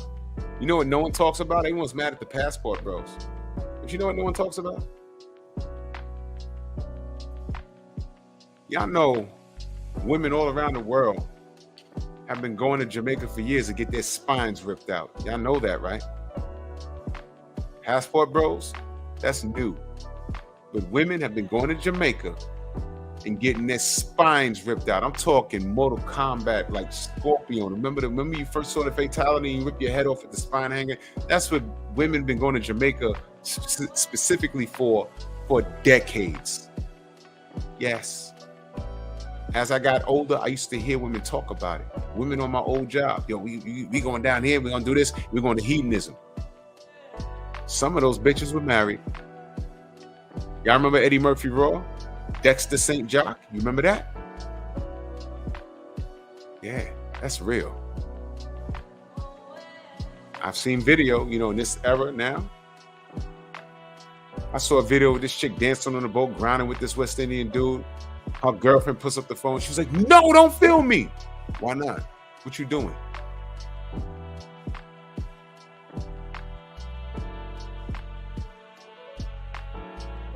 Exactly. Dexter St. Doc took half her shit.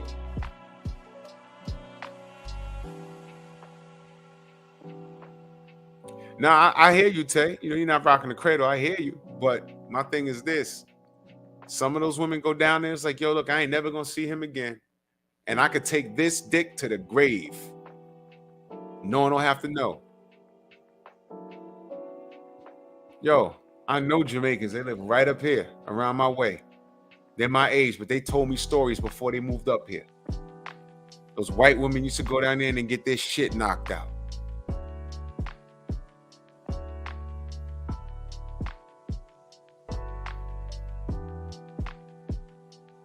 Black women going down there, and once they discovered it, and Jamaica's not an expensive trip, y'all. $1,500, you know, those chicks go down there on a budget. They get 2 rooms, there'll be like 10 of them, 5 in each room, and they run around there, thongs on and everything else, get their shits knocked out, and they get on a plane to come back home.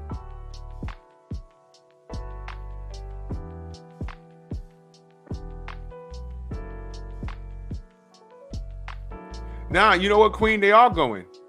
And let me tell you what happened. They didn't get on here and start grandstanding and saying, aha, no, they mentioned, yo, look, people brought it to their attention to say, look, you know you ain't got to stay here. You have options. And everyone started sharing. Because us in America, we think going to another country is like thousands of dollars. It's not. It's not. It's not. So men started showing men, yo, look, you can go here, you can go here, you can go here. And everyone just caught on to it and said, oh, okay, this is a good thing. And what happened was, the first time I heard about it, someone shared some woman on TikTok complaining about it. She's sitting in her car with box braids or some shit, talking about, I mean, I don't know, the passport bros, if you're gonna leave, you know, you just leave. Nobody wants you anyway. You guys are corny. And I'm like, yo, first of all, what the fuck is wrong with her? Second of all, she was ugly. I don't like to say that, but I'm keeping it a buck. What made her ugly was not only her face. I might have kept it to herself if I appreciated her conversation.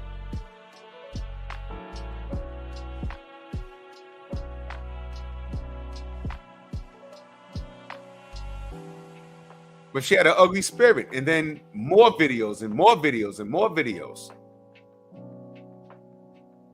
And all these chicks are like Rex. These are chicks that I would never take out.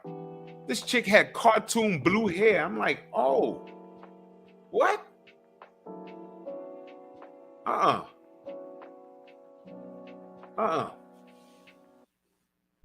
Who the fuck is every woman in that video?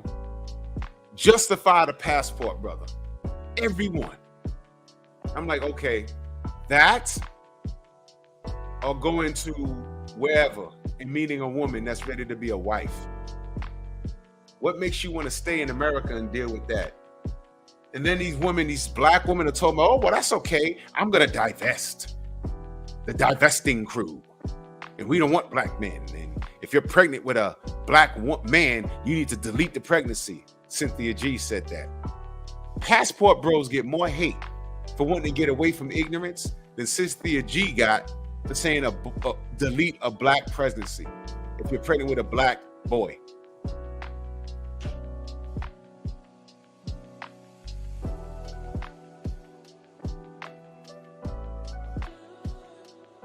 That's what I'm saying. I see y'all talking about Kobe. All I'm saying is the man lost his life. There was other people in that chopper and his daughter. And the first thing I saw when I came home that day, people were sharing this tweet from this woman saying, oh, well, he was a rapist anyway. I'm like, wow, that didn't take long. I knew somebody was going to do it. But never mind, there was other people in the chopper and his baby girl. But I don't care, he was a rapist. And that wasn't even the truth. That was not the truth. He committed adultery, yes. But that chick, when they did the rape kit, the grape kit on that woman, she had different types of semen on and around her, which means she was in before she the Kobe. And her co-workers told on her.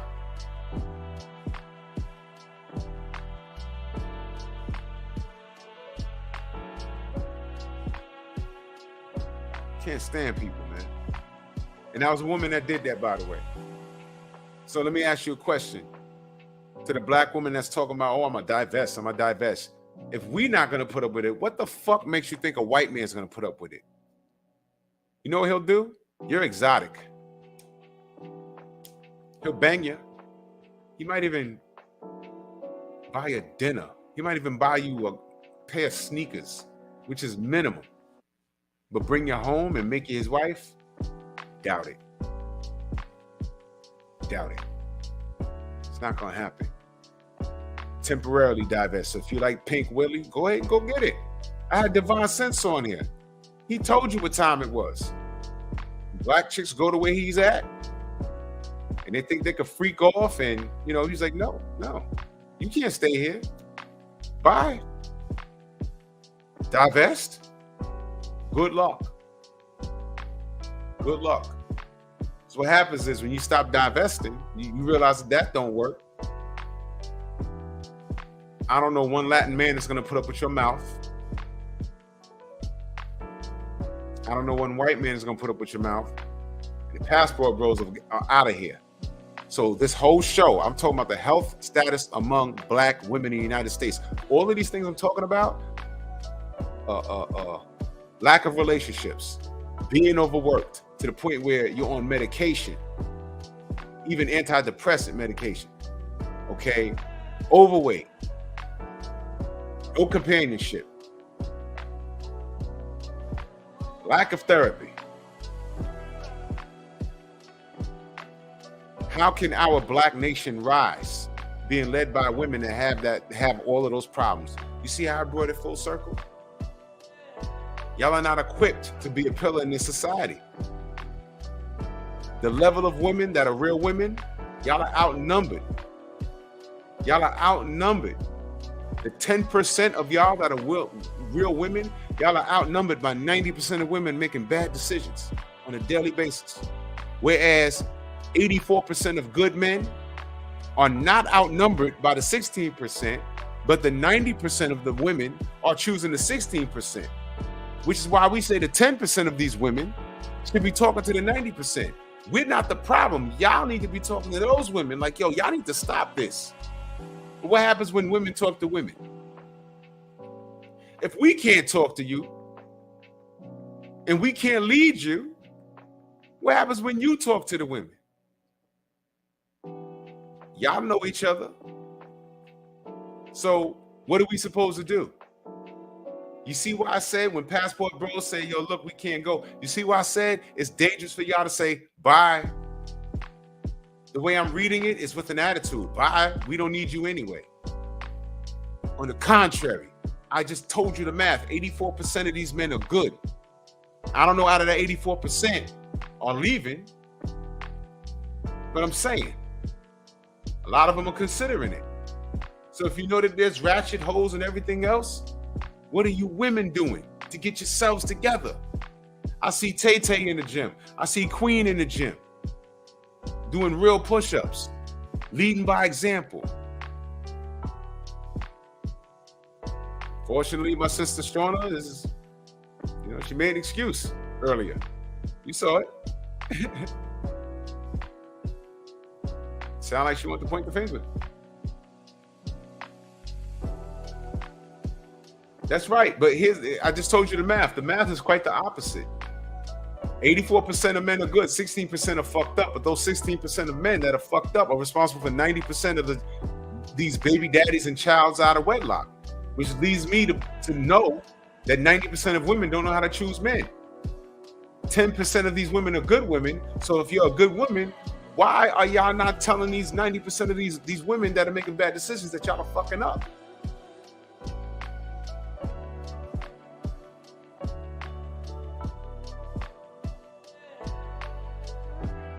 Is any of this making sense? Is any of this making sense? Shona, you know what you said earlier. Rewind the show. You know what you said. You know what you said. When I was talking about diet, you started talking about something else. It was someone else's fault. Cop Killer said, how can they call themselves divestors when they have never invested in black community from the jump? Whoa! What the Go!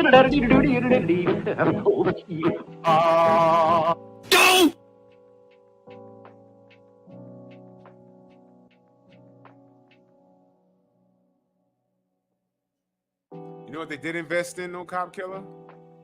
$1 billion in hair products. Whoa! What the What? Look it up. I couldn't believe that number. I thought it was going to be like 10 million, 50 million. But think about the amount of black women. There's more black women than there are black men here. And think about how much it costs to get their hair and nails done. $1 billion? Are you fucking kidding me? Do you know what the black community can do with $1 billion? And y'all want to get mad at fucking what's his name? Not Tariq Nasheed. I'm having a brain fart right now. I'm sorry, y'all. Dr. What's his name? Supposed to build the school. Y'all know what I'm talking about.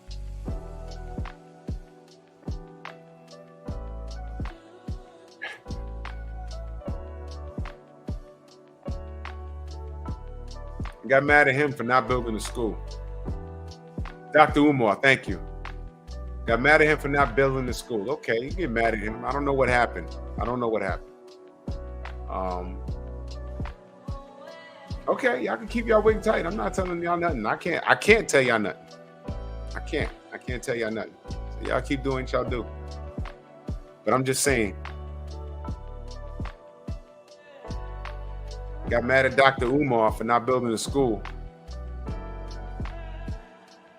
But y'all sisters are spending $1 billion a year on hair.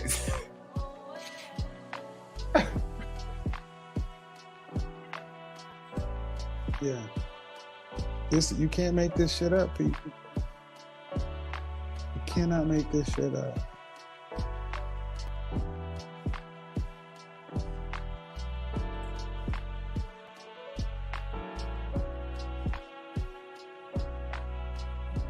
Java said Dr. Umar got married and still looking for wife number 2.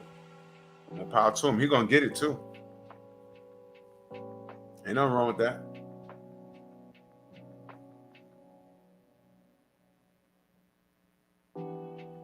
No doubt, Tay-Tay. No doubt.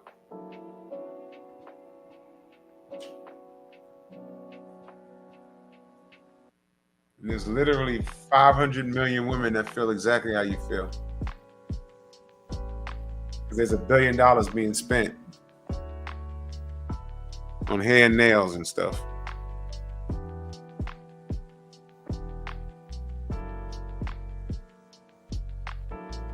It's all good.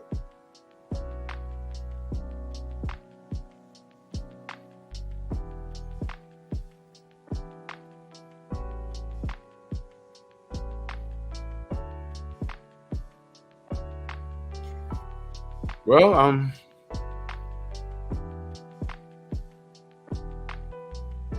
oh man. Okay. Well, here we are. Well, if y'all not budging on the hair, that's cool. Well, y'all can at least do something with this weight equity. Saying I gotta do something about that. But I just wanted to let y'all know, y'all are the pillars of our society. I'm reading to you one more time. A nation can rise no higher than its women. Now, we've spoken about the weight. $1 billion y'all spend on hair and nails and whatever else it is. And I also mentioned how we got here. I'm not hating. I want my sisters to get it together, because y'all are the backbone of the community. But the numbers say 90% of y'all are not functioning adults. Y'all are grown adolescents. I'm not talking to the women in my chat. Y'all know what I'm talking about. I just read off the numbers to you. So, I mean, look.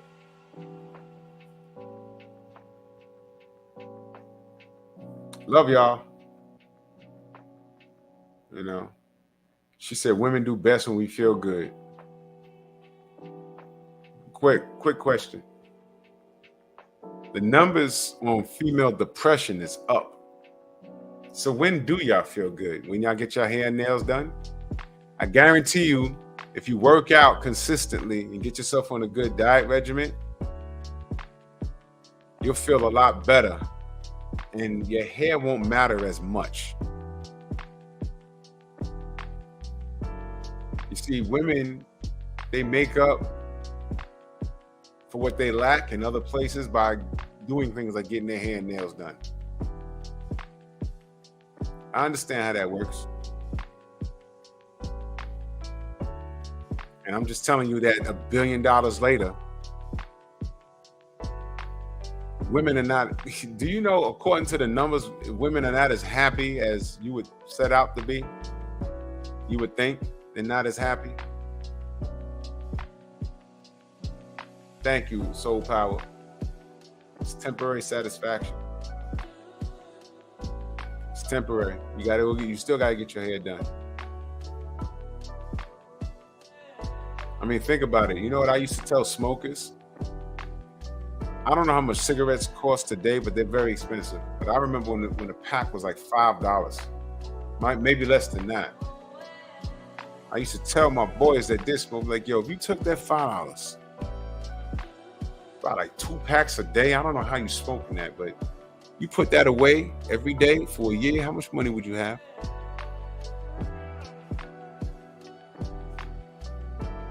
But look, that's just my thinking, bro. Who am I?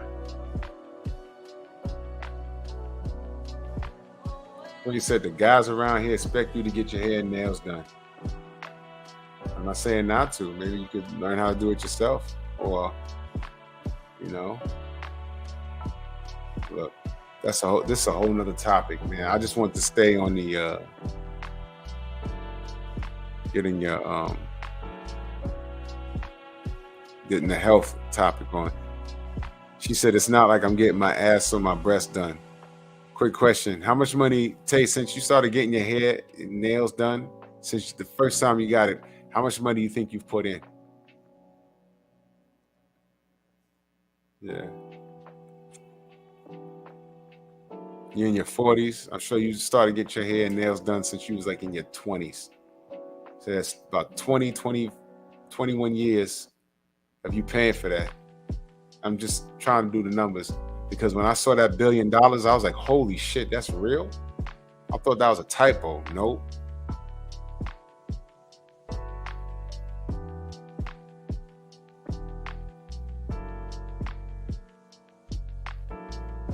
Look, I just see things different. I see things different, man. But you see, this topic is actually very good, because I point out there's things in society that in the Black community that we need to fix. And that blew my mind when I saw the number behind women getting their hair and nails done. I was like, yo, hold on. Something got to give, man. But as you can see, our sisters ain't budging on that. Man.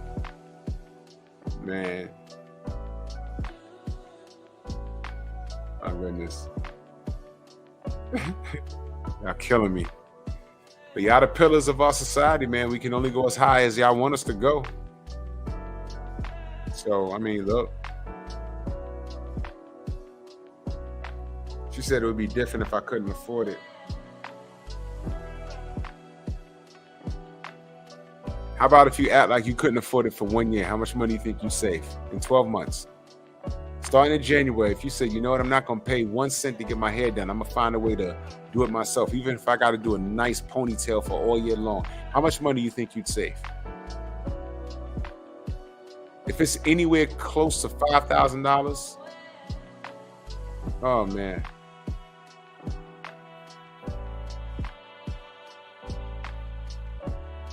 Man, oh, man, oh, man. You got to look at things like that. Those 24 karat people, they don't get their hair done. They value the dollar more. Another topic. And see, this is what I was asking. Because you know we got a problem. Do you know a lot of Black men are reading on a 4th grade level? Did you know that? No, I think a 3rd grade level. It's a 3rd or 4th grade level.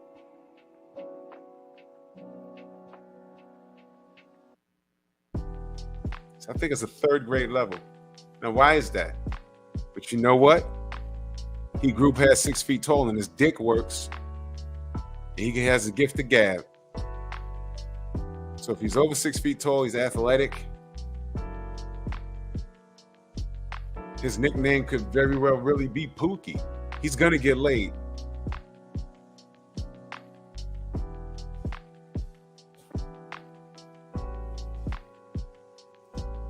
Look, in that minimum, all we want you to do is stay in shape and stay fit for yourself and your family. But when left alone, I just ran off the roll call of what y'all did when left alone. From 1960 till 2022. Y'all are obese, but y'all are smart. We don't own anything, but we spent $1 billion in hair products. Oh my God. Oh my God. And all I want is the black family to flourish. I mean, what's wrong with that? But that's right, watching. And if he's funny, he can get those draws. But I mean, you know, you gotta pull the rope, you can't push it. And then when these passport brothers come along and say, look, I can't take it, it's fuck you, we don't need you anyway. Never mind the fact that he makes 6 figures. Never mind the fact that he's childless. That's another thing. I think 51% of these men are childless, unmarried. And the other 30+% are virgins. Forgot the exact number, but it's like, whoa, no family, no baby mama drama, and they're virgins.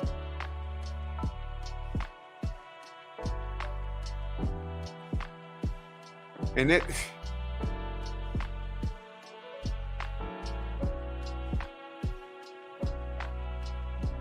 no one here I am, a black man, respectfully telling you stuff, and I'm backing it up with facts, data, statistics, and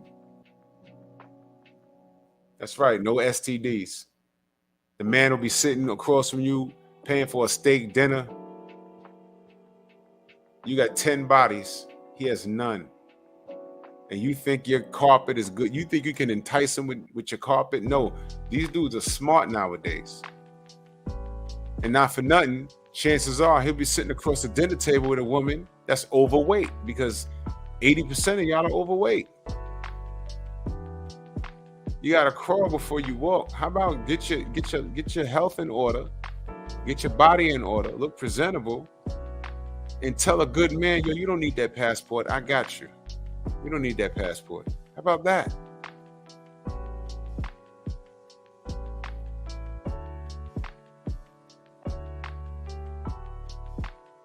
How about that?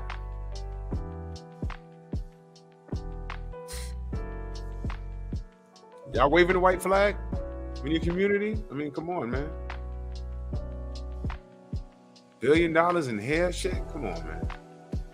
$1 billion on hair, but Ray can't fucking read. And he's 16. He can barely read a sentence without having a fucking seizure.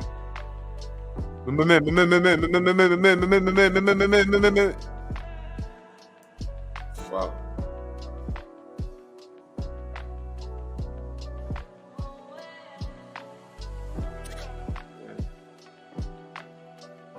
We got work to do, but I don't know if our sisters want us to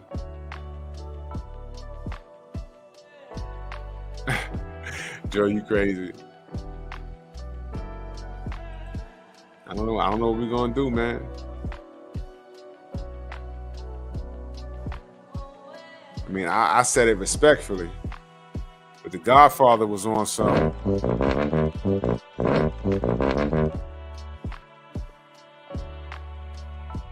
Got mad at him, but he wasn't lying, because he's gone now, but nothing's changed.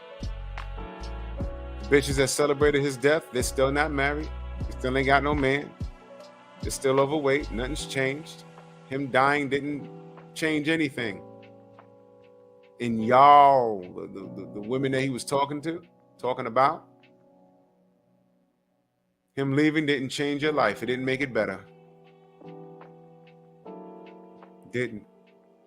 But what you don't hear about is the women that applied what he said, and their lives got better. You don't hear about that, though.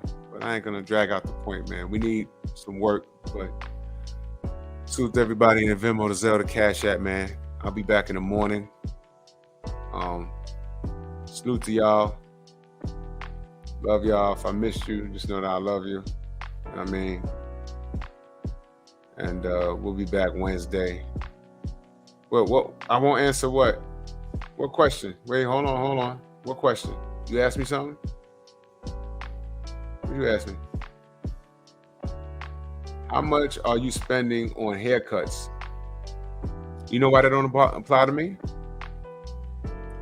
I used to work at a barber shop. been cutting my own hair since 1990.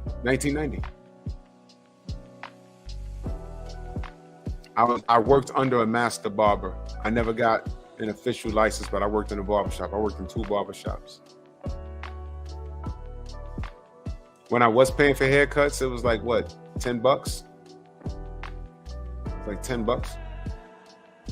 When I learned how to do my own, I bought my first, I saved my allowance money. I was real young.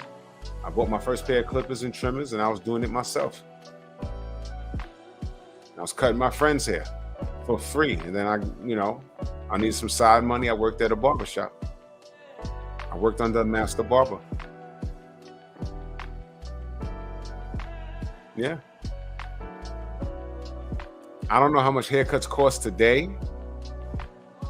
But let's say it's $30 for like a skin fade, if they even do that anymore. And all those parts in the head. Let's say it's $30. Yeah, Jason, that was a long time ago. Let's say a haircut is $30 today. Let's say that. These men are not spending anywhere near what our sisters are spending. Josh said $40. On average, a man will get a haircut like maybe once every other week. So it's like $80 a month. No man is spending $1 billion. Men in unison nationwide are not spending $1 billion on haircuts. No. They're $45. Yeah, 40. Okay. All right. If you go to these YouTube channels, there's a lot of these. I mean, some of these barbers are just out of this world. These guys are so dope. I've seen $100 haircuts. I've seen them. But still, those men are not spending, in unison, countrywide, are not spending $1 billion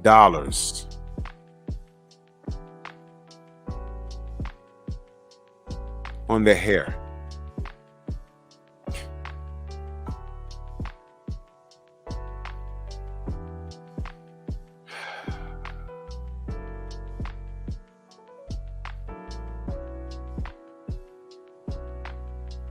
$1 billion. Damn! A lot of money.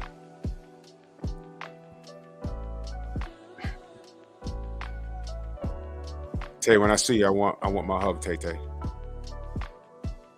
I'm getting out of here, y'all. I'm gonna go to bed, and I'll see y'all in the AM. We'll be back here Wednesday, and we'll keep preaching the gospel. Salute to y'all.